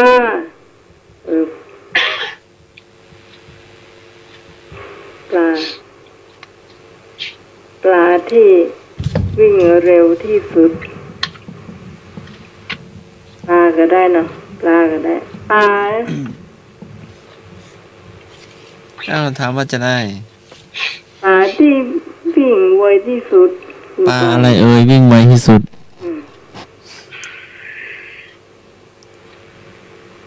ตอบมาได้เนาะปลาเห็นเวลามีคุณค่า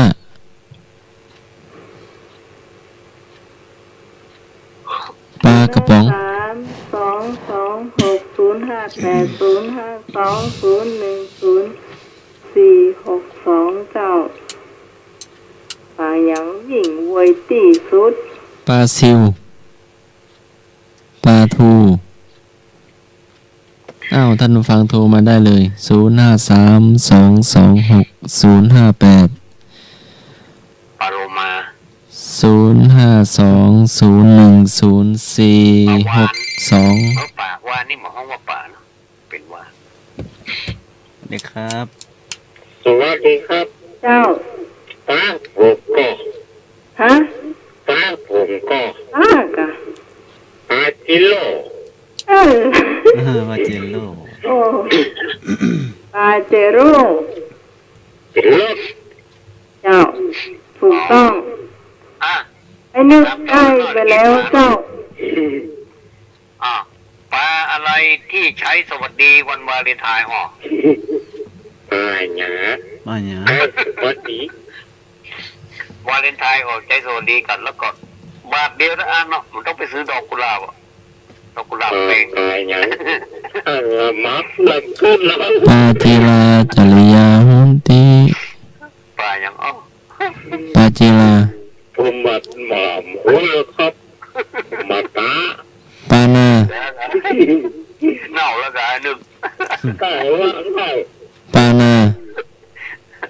ปลาหมึกก็ไม่ใช่ปาสะมันออกไปซื้อกับเดียวมันตัวเดียวนะบาทเดียวนั่นเนาะแล้วก็บอกฮักเมียมันสบายเลยวันวาเลนไทน์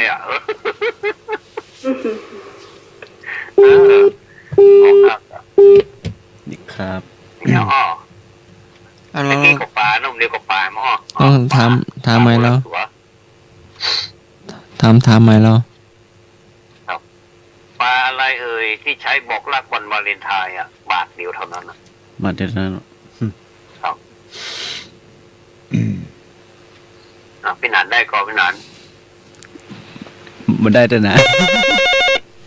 ได้ครับเดี๋ยวคนได้แน่เลยครับสวัสดีครับเจ้าอาโรโกมันยังได้หนุ่ยกูหรอมันรักนะกันมันเป็นกูครับ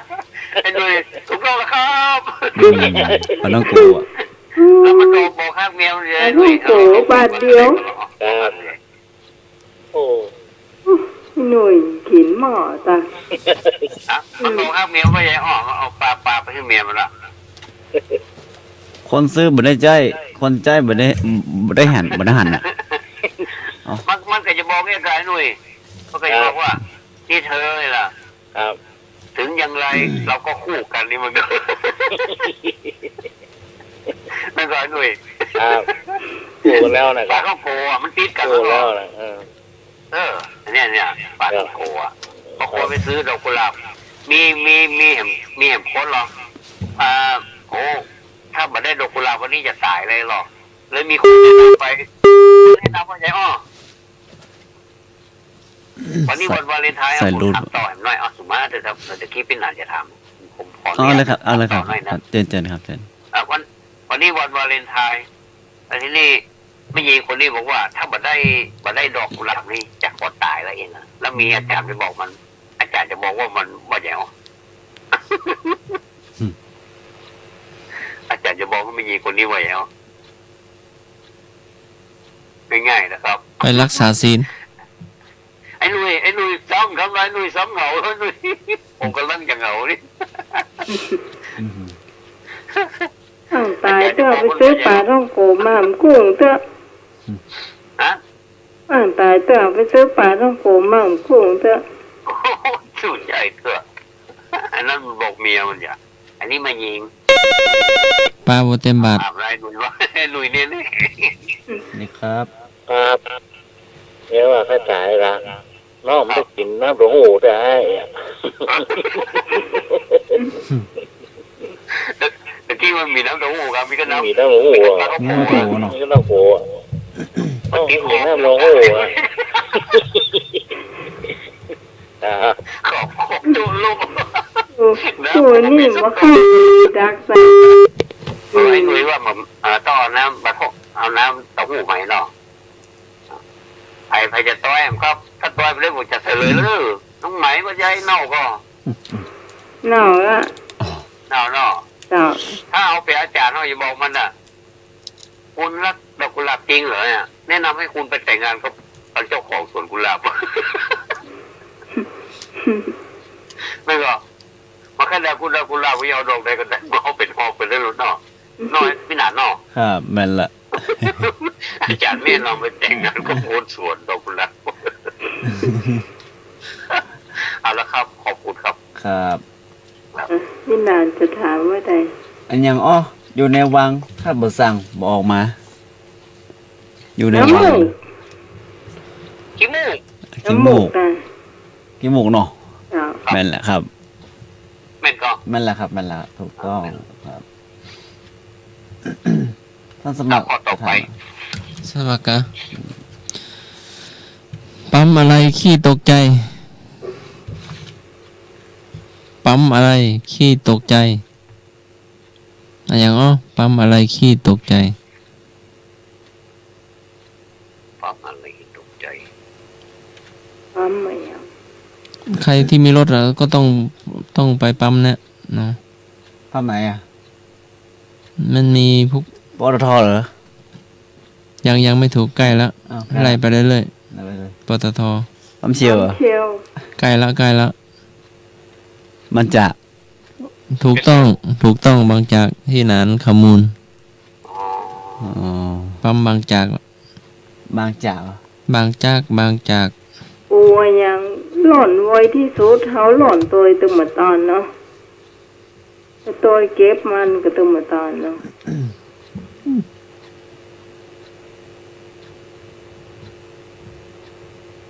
ตาเลยมาตอบถามว่าอะไรนะโอ้ยยังหล่อนไว้ที่สุดงูเก็บตึมตอนงูอะไรงูอะไรหล่นไว้ที่สุด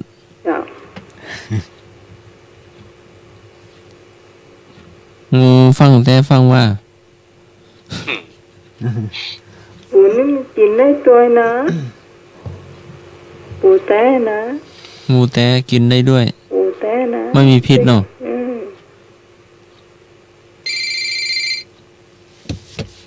สวัสดีครับไอ้เนื้อปามนะ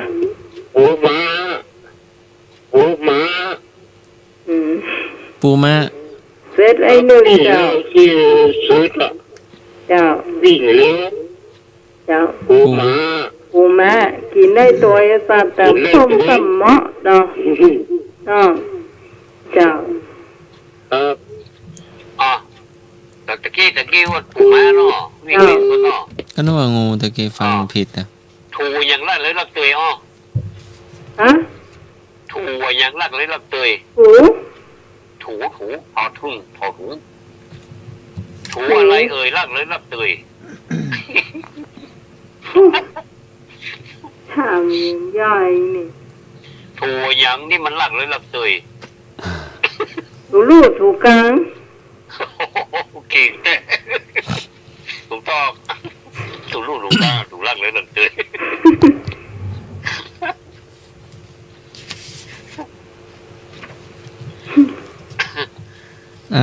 ฟังท่านไหนจะถามเชิญนะเจ้าไอ้นึกยังไม่ได้ถามช่วยกันถามช่วยกันนึ่งครับผมเจ้าไอ้หนุ่ยอย่างอ่ะบางคนก็ปกขายกันงอนฮะฟอนล่อฟอนให้หน่อยอะไรปกนอนคว่ำปกขายกันงอนเหรอฮะลองว่าช้าๆหน่อยนอนคว่ำปกขายกันงอนนอนคว่ำกงก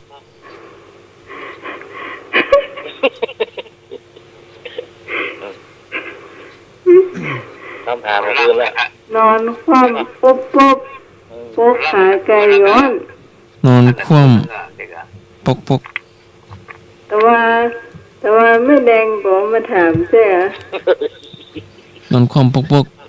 เนี่ยครับแกงแขนนี่ขี้ฉากไม่แดงเลยอ่ะน่าก็ไอจำคำตอบได้เจอเนอะต้องถามตะบากะครับอ้าวโทรมาเลยนอนคว่ำปกขายแกงอ้อนน่ะเคยหันหรออาจารย์ตอบมา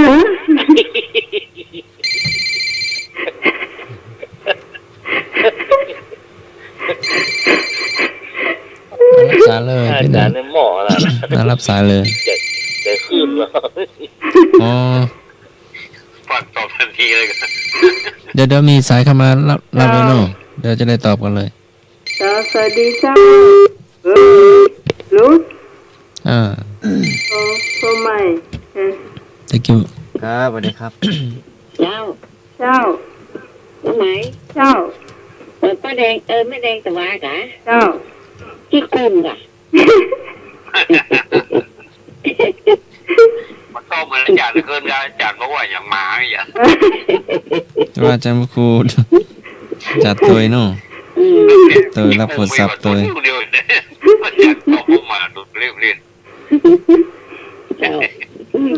ก็เข้าจะรับเลยมันสะดุ้งก็คำถามแม่อย่างถามแต่ว่าแม่แดงถามอาจารย์พระครูเลยตอบเนาะ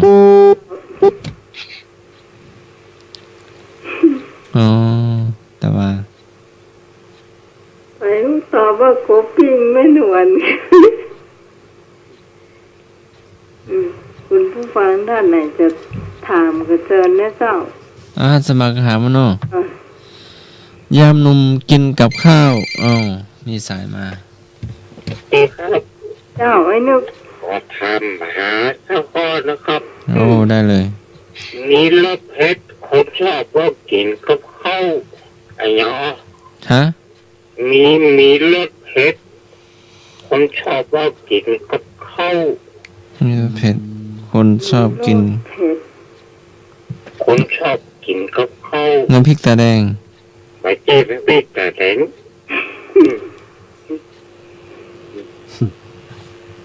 ชอบกินกับข้าวครับขิงเป็นผลไม้ก่อนขิงข่าพี่ท่านสมัครตอบขิงถูกแล้วครับที่เปิดกับที่กอกอีสานนะครับมีพริกขี้หนูเจ้าขิงแล้วก็กระลำ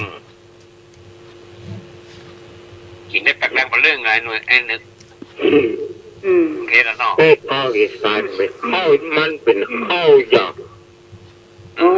ไม่แรงเนื่องใหม่ก็กินข้าวไส้กรอกวะไส้กรอกอีสานเนาะ ไปขออีสานยังเหลือห้ามอ้อนอยู่นะกินมาเสี่ยงครับการไม่โจ้เพิ่งก็ขายเดี๋ยวผมไปการไม่โจ้ผมซื้อกินลำเนาะครับเพิ่งมีขิงมีพริกแก่แม่นกะลำพริกขิงแก้มมันน่ะต้องเปรี้ยวๆนะลำบ่เปรี้ยวบ่ลำนะครับแก้กออีสานต้องเปรี้ยวธรรมดามันจางค่อยจางไปเนาะธรรมดาค่อยจางไปมันต้องกับเปรี้ยวลำเปรี้ยวเจ้าก็ล้ำแม่นบางเจ้าก็จางครับตีก็แล้วครับบางเจ้าก็ไม่เนาะครับครับผมไม่เห็นเนาะน้ำพริกอ่ะมันน่ากินเนาะหลงในมากาดกินข้าวข้าวตัวไทยมันสับไม่หมดละได้กินอ่ะครับผมยินดีครับสวัสดีครับอย่างยามหนุ่มกินกับข้าวเท่ามาเป็นเพื่อนหลับเพื่อนนอนอย่างยามหนุ่มกินกับข้าวเท่ามาเป็นเพื่อนหลับเพื่อนนอนหน่อไม้ใหญ่มาเป็นฝากวันนามาพาให้จริงยังแม่นแล้ววะนอเอาคำถามต่อเนาะนั่นนอนี่ต้องยำนอเนาะแต่น้ำปูเนาะหมดแต่เนาะคำถามต่อไปอย่างเป็นขี้ขากบ่ออาบน้ำ3 ปีชอบอยู่ในบ้านเป็นขี้อาบน้ำตั้ง3 ปีอย่างนั้นว่าอีกปีที่4ก็อาบข้างหนึ่งใช่แต่ไม่เห็นแล้วเลือกว่าที่ไหนอ่ะที่ประเทศอินเดียใช่ไหม15 วันอ่านมาสิใช่ไหมประเทศอินเดียที่คนปฏิบัตินั่นก็ครับเป็นสำนักเนาะจะอยู่ตามบ้านเขาเลยอย่างถามว่าได้เป็นขี้ขากบ่ออาบน้ำ3 ปีชอบลี้อยู่ในบ้านเป็นขี้ขากบ่ออาบน้ำ3 ปีเจ้าเป็นสัตว์ก่อนเป็นสัตว์ไหมเลยเป็นสัตว์บะยิ้มตกโซรับสายเลยสวัสดีครับน้องไม้เจ้าน้าตกโตนะน่าจะแม่นละจ่าตื่นมาเดียวนี่อันนี้แม่แดงกันขี้ขาวได้ไงอุ้ยใส่หรือวางสายวะโตขี้ขาวนี่เนาะโตเจ้าไม่ก็จัดไม่เนาะเจ้าแม่นแล้วตุกโตโตลายตุกโตเฉลยตุกโตถูกแล้วถามต่อได้ให้น้ำถามเลยหรือว่าท่านสัตว์อะไรอย่างมาลุย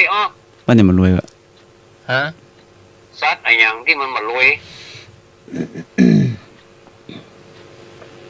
สัตว์อะไรที่ไม่รวยสัตว์ไม่รวยมันจะบอกมามันมารวยสักวันผมว่ามันจะห้องเมื่อคืนห้องเมื่อวันมันก็จะห้องมันมารวยนะตุ๊กแกมันเอาตุ๊กเลยเหรอรถยังมารวยรถตุ๊กนี่สักตุ๊กหรือตุ๊กแกมันมีตุ๊ก2 ตัวเนาะตุ๊กเลยเวลาไปถามตุ๊กแต่เนาะไปเรื่อยๆตุ๊กตลอดแต่ท่านสมัครถามมาท่านสมัครกันเอาตะกี้ก่อนครับหัวอยู่บ้านหางอยู่ป่าเป็นสัตว์เนอะหัวมันอยู่บ้านหางมันอยู่ในป่าหางอยู่ป่า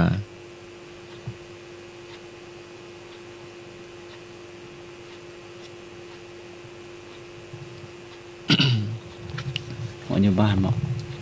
หาอยู่ป่าละเดี๋ยวพี่นานใบให้ก็ได้นะนี่ว่ามันเป็นยังไงคำมึงใบเลยอันนี้คำตอบห่างมันน่ะเจ้าหัวอยู่บ้านหางอยู่ป่าหัวอยู่บ้านหางอยู่ป่าอะไรอย่างนี้เป็นคำหางเห็นหางของเห็นมันเป็นไปว่าชื่อมันน่ะนี่แก่นไม้อะในการกรอได้กรอได้มาเนาะถามมาได้เลยเนอะเนาะเป็นอาจารย์นุกก็ดีพระครู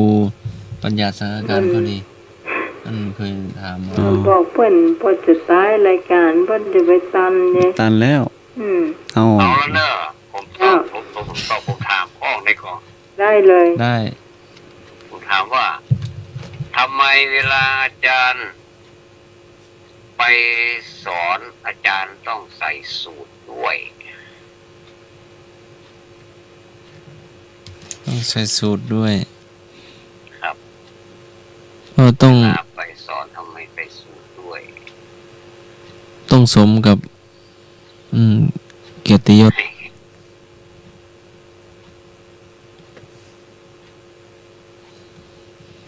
น้องใหม่ว่าใหญ่น้องใหม่ต้องใส่สูทด้วยผมได้เป็นอาจารย์เขาก็เลยมาหูอ่ะทำไมใส่สูทเป็นปัญหาว่าเป็นอาจารย์ได้ผูกท้ายค่ะสูทได้ผูกท้ายเดียวสีกากีใส่สูทสีกากีแต่ถ้าไปสอนคณะนั้นจะไปใส่สูททุกครั้งเลยสูทคูณใกล้มาละเตรียมละเพราะคณะนั้นเป็นไงสูททำกับข้าวให้นักเรียนทานตอนเที่ยงอาหารกลางวัน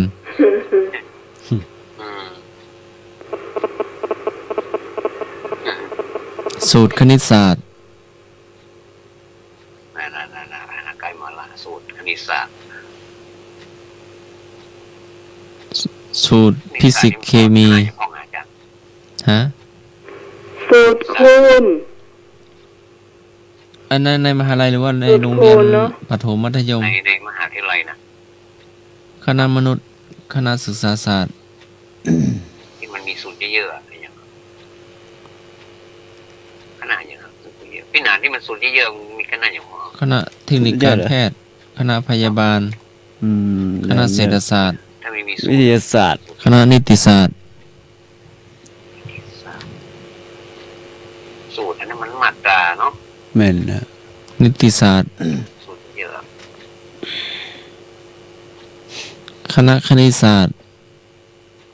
คณะมีไหวจ้ะวิทยาศาสตร์คณะคณิตศาสตร์ของการได้ยินเนี่ยมีวะฮะมีว่าคณะคณิตศาสตร์มีป่ะจะมีนิติศาสตร์อาจารย์มีนะครับมีครับคณะสังคมศาสตร์คณิตศาสตร์คณะมนุษยศาสตร์คณะสื่อสารมวลชนคณะอย่างนั้นที่มันมีสูตรเยอะๆนะอาจารย์ไปใส่สูตรไปพวกมีสูตรมันทางอาจารย์ใส่หรือว่าทางนักเรียนหรือว่าใส่เฉพาะอาจารย์ใส่ว่าคณะอย่างนี้มันมีสูตรเยอะๆนะอาจารย์จะใส่ไปทุกครั้งเพราะมันมีสูตรใส่สูตรของครูบาอาจารย์นะวิศวะวะใส่สูตรกรุงเทพไทยใส่สูตรทั้งนี้อากาศร้อนขนาดเนี้ย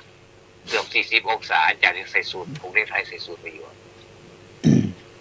เพราะว่าคณะนี้วิชานี้มันมีสูตรเป็นของเขาคนน่ะเศร้าหรออาจารย์ไม่ใช่เต้หรอไม่ใช่เต้วิศวะคณะวิศวะสูตรคูณในเป็นวิศวะนะสูตรเยอะเนาะสูตรคูณตกลงคณะไหน อันนั้นอย่างมั่วจำไม่ได้ละแต่ว่ามันมีสูตรเยอะๆนะอาจารย์จะใส่สูตรไปอ่ะเพราะมันมีสูตรอ่ะโอ้คนถามเนี่ยโหเราถามหนึ่งใหญ่อันไหนจะเป็นอย่างเด้อนี่มันมีสูตรเยอะอาจารย์จะใส่ไปถ้าขนมมันนู่นนี่ไปก็ธรรมดาเนี่ยอาจารย์ใส่ธรรมดาแต่ถ้าสูตรเยอะๆเนี่ยจะมันมีสูตรขนาดอย่างพองก็จะใส่สูตรไปนะเนาะครับแต่ผมไม่ได้ถามอาจารย์แต่ไม่ได้ปากันพร้อมเดียวเมื่อไรมีหรือเปล่า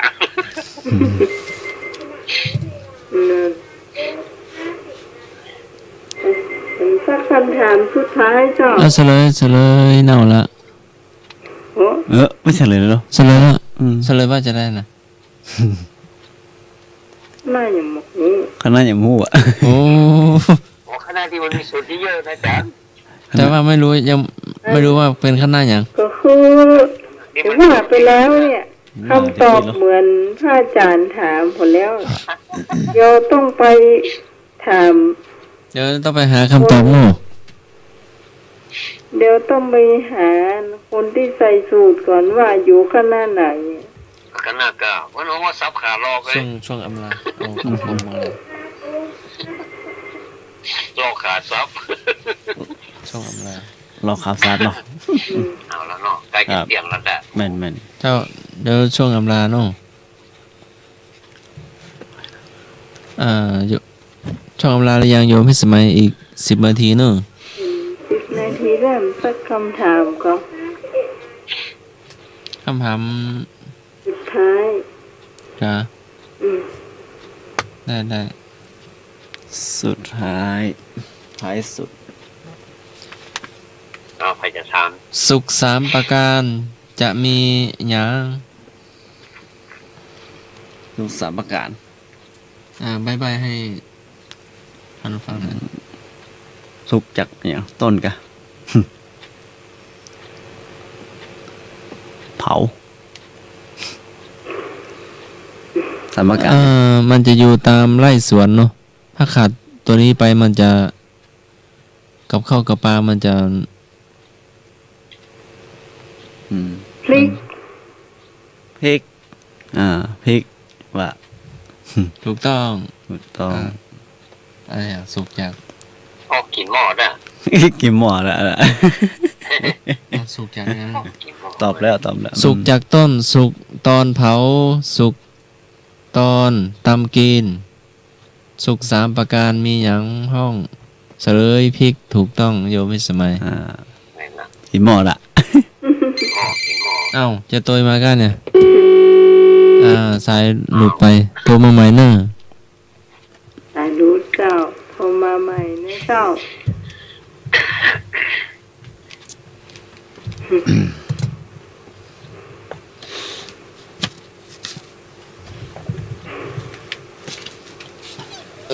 ต้นต่อไปก้อย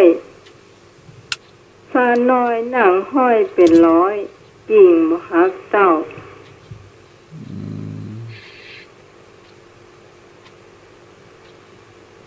อย่างต้นต่อไปก้อยฟ้าน้อยหนังห้อยเป็นร้อยกิ่งบ่ฮัก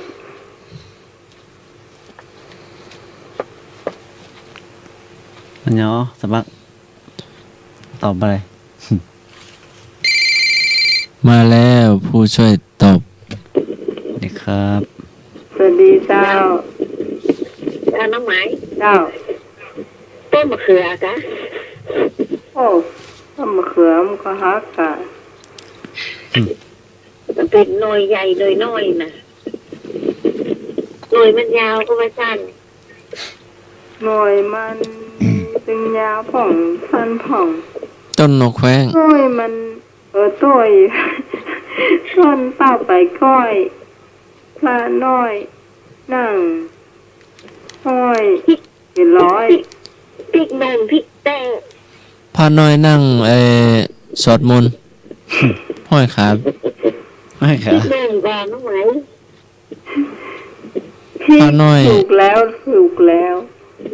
พริกกะพริกเจ้าพริกสุกอะพิสุเนาะพิสุมันมีเหลืองมีแดงมีเขียวทั้งแม่นเจ้า ไอ้นี่ก็กินหม้อได้กินหม้อเขาขอคำถามว่าสมัครนำมาดัดแปลงเอากะเอ็กเล่นนึกๆก็ได้โอ้แต่มาจะรับแล้วเห็นแล้วสมัครกันว่าแม่บุญโลดอำลาเลยเจ้าเจ้าหมดเวลาแล้วเนาะเจ้าครับถึงเวลาล่ำใจยามภาวานะตอนนี้เต้ๆเนาะตอนนี้เต้ๆเนาะเจ้าอาจารย์เจ้าอาจารย์ต้นสมัครเจ้าวันนี้ไอ้หนานครับผมสวัสดีครับวันนี้ไอ้ชัยประการเจ้าครับผมวันนี้น้ำใหม่ไปเนอเจ้าแต่ก็ทุกอย่างทุกใจเนาะที่ฟังอยู่เนาะที่มันหลับมันนอนสวัสดีทุกคนเนาะมันตามหน้าบ้านกันทำไมเนาะครับสวัสดีเจ้าสวัสดีครับสวัสดีครับเจ้าคุณผู้ฟังท่านไหนที่มันรับมันนอนเสื้อมาโทรเวลาอำลากันก่อนเจ้าเจอเนอะครับนี่ครับครับผมไอ้หนุ่ยมันการท่านอาจารย์นี่เมตตาแท้ๆครับ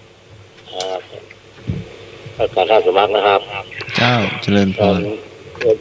นะครับผมครับผมครับสวัสดีให้ดวงดาวนะครับ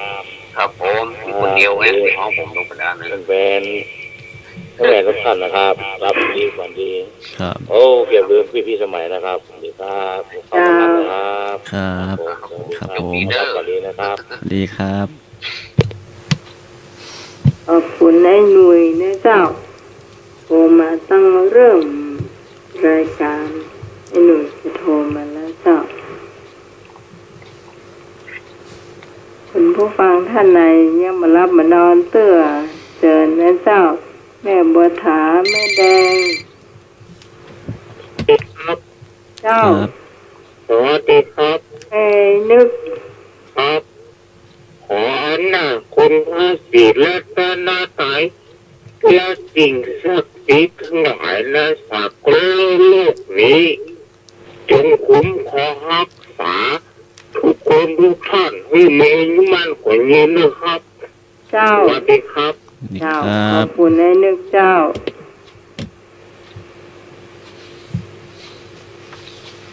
อุ้ยเป็นไงอุ้ยไม่หลับแล้วกันอุ้ยสตางค์หมดแล้วก็สาวแม่บัวถาตะเขินแม่บัวถาแม่ทิดามาหมดเจ้าพี่สาวต้นเปามาหมดพี่ตองก็มาเวลากันนักสาวตะเขินอุ้ยมาแล้วการทอดสุการท่าอาจารย์แล้วก็ท่านสมัครเจริญพรแล้วก็พี่หนานกับป้าหนานได้เด้อครับพี่สองหนานหรอพี่สมัยได้เด้อทำมาใครเครียดกูโคนเด้อนอนหลับฝันดีเน้อพวกนี้ปะแต่สิ่งดีๆเน้อจ้าบุญทักษาเทวดาคุ้มครองเน้อเก้านะพวกนะเอาพวกหวยออกกันเนี่ยไม่ออกวะครับเฮ้ยอย่างเงี้ยเก้าว่ะเลยเหมือนกันกู้คนเน้อต้นสลากของน้องสาวนี่71ออกไปแล้ว3,000อ๋อเจ้าวัดอันนี้แม่วัดสิริมงคลนี่ค่ะตายแน่ได้อันนี้แม่ยังแม่แดงแม่แดงแม่แดงแน่ดอกตะล่อมแม่อุ้ยดอกตะล่อมโอ้มาแล้วพี่นารับสวัสดีครับสวัสดีเจ้าน้องหมายแม่บัวถาท่านอาจารย์เจ้าพี่นามครับนี่ครับกับหนึ่งชัยประการอันนี้ขอให้ดีมีโชคมีเจ้าปักจังไฟไข่เจ็บ สุขนี้ขอให้เลยขอบคุณเจ้าครับยินดีครับขอบคุณแม่บัวถาเจ้าเสาร์อาทิตย์หน้ากับป้ากันใหม่เนอะเด็กชายหมื่นว่าได้เจ้าเด็กชายหมื่นมาลากันหน่อยเหรอพี่ตองแล้วเจ้ารับหรือยังมารับเตือเจอเนอะ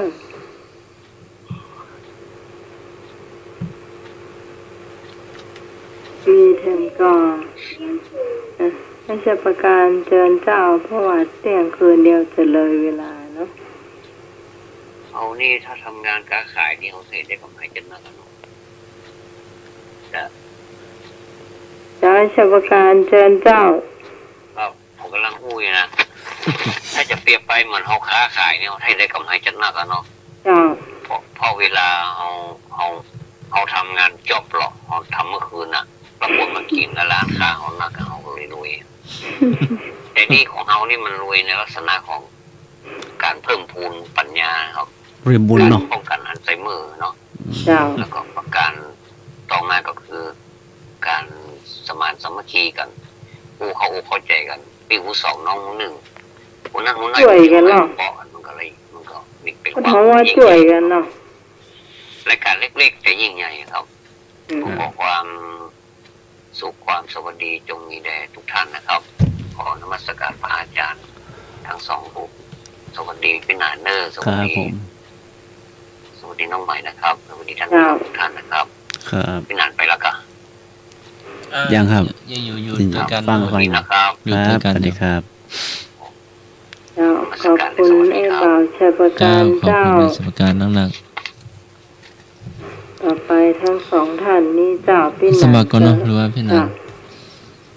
นี่ผมก่อนพี่นางก่อนเจ้าเข้าวัดทำความดีแต่ในใจนี้คิดแต่จะเอาเจ้าหาบุญไม่เจอหรอกเจ้าแต่กรรมจะหาเจ้าเจอขอบคุณจะนักทุกเสียงทุกสายเนาะที่โทรเข้ามาในรายการธรรมะคลายเครียดในวันนี้ขอความสุขความสวัสดีจงมีแด่ผู้ฟังรายการทุกคนนะครับสาธุเจริญพรอัตตาสุทันโตปุริสัสสะโชติคนที่ฝึกดีแล้วเป็นแสงสว่างของบุรุษขอเจริญพรหลับตื่นเป็นสุขสาธุ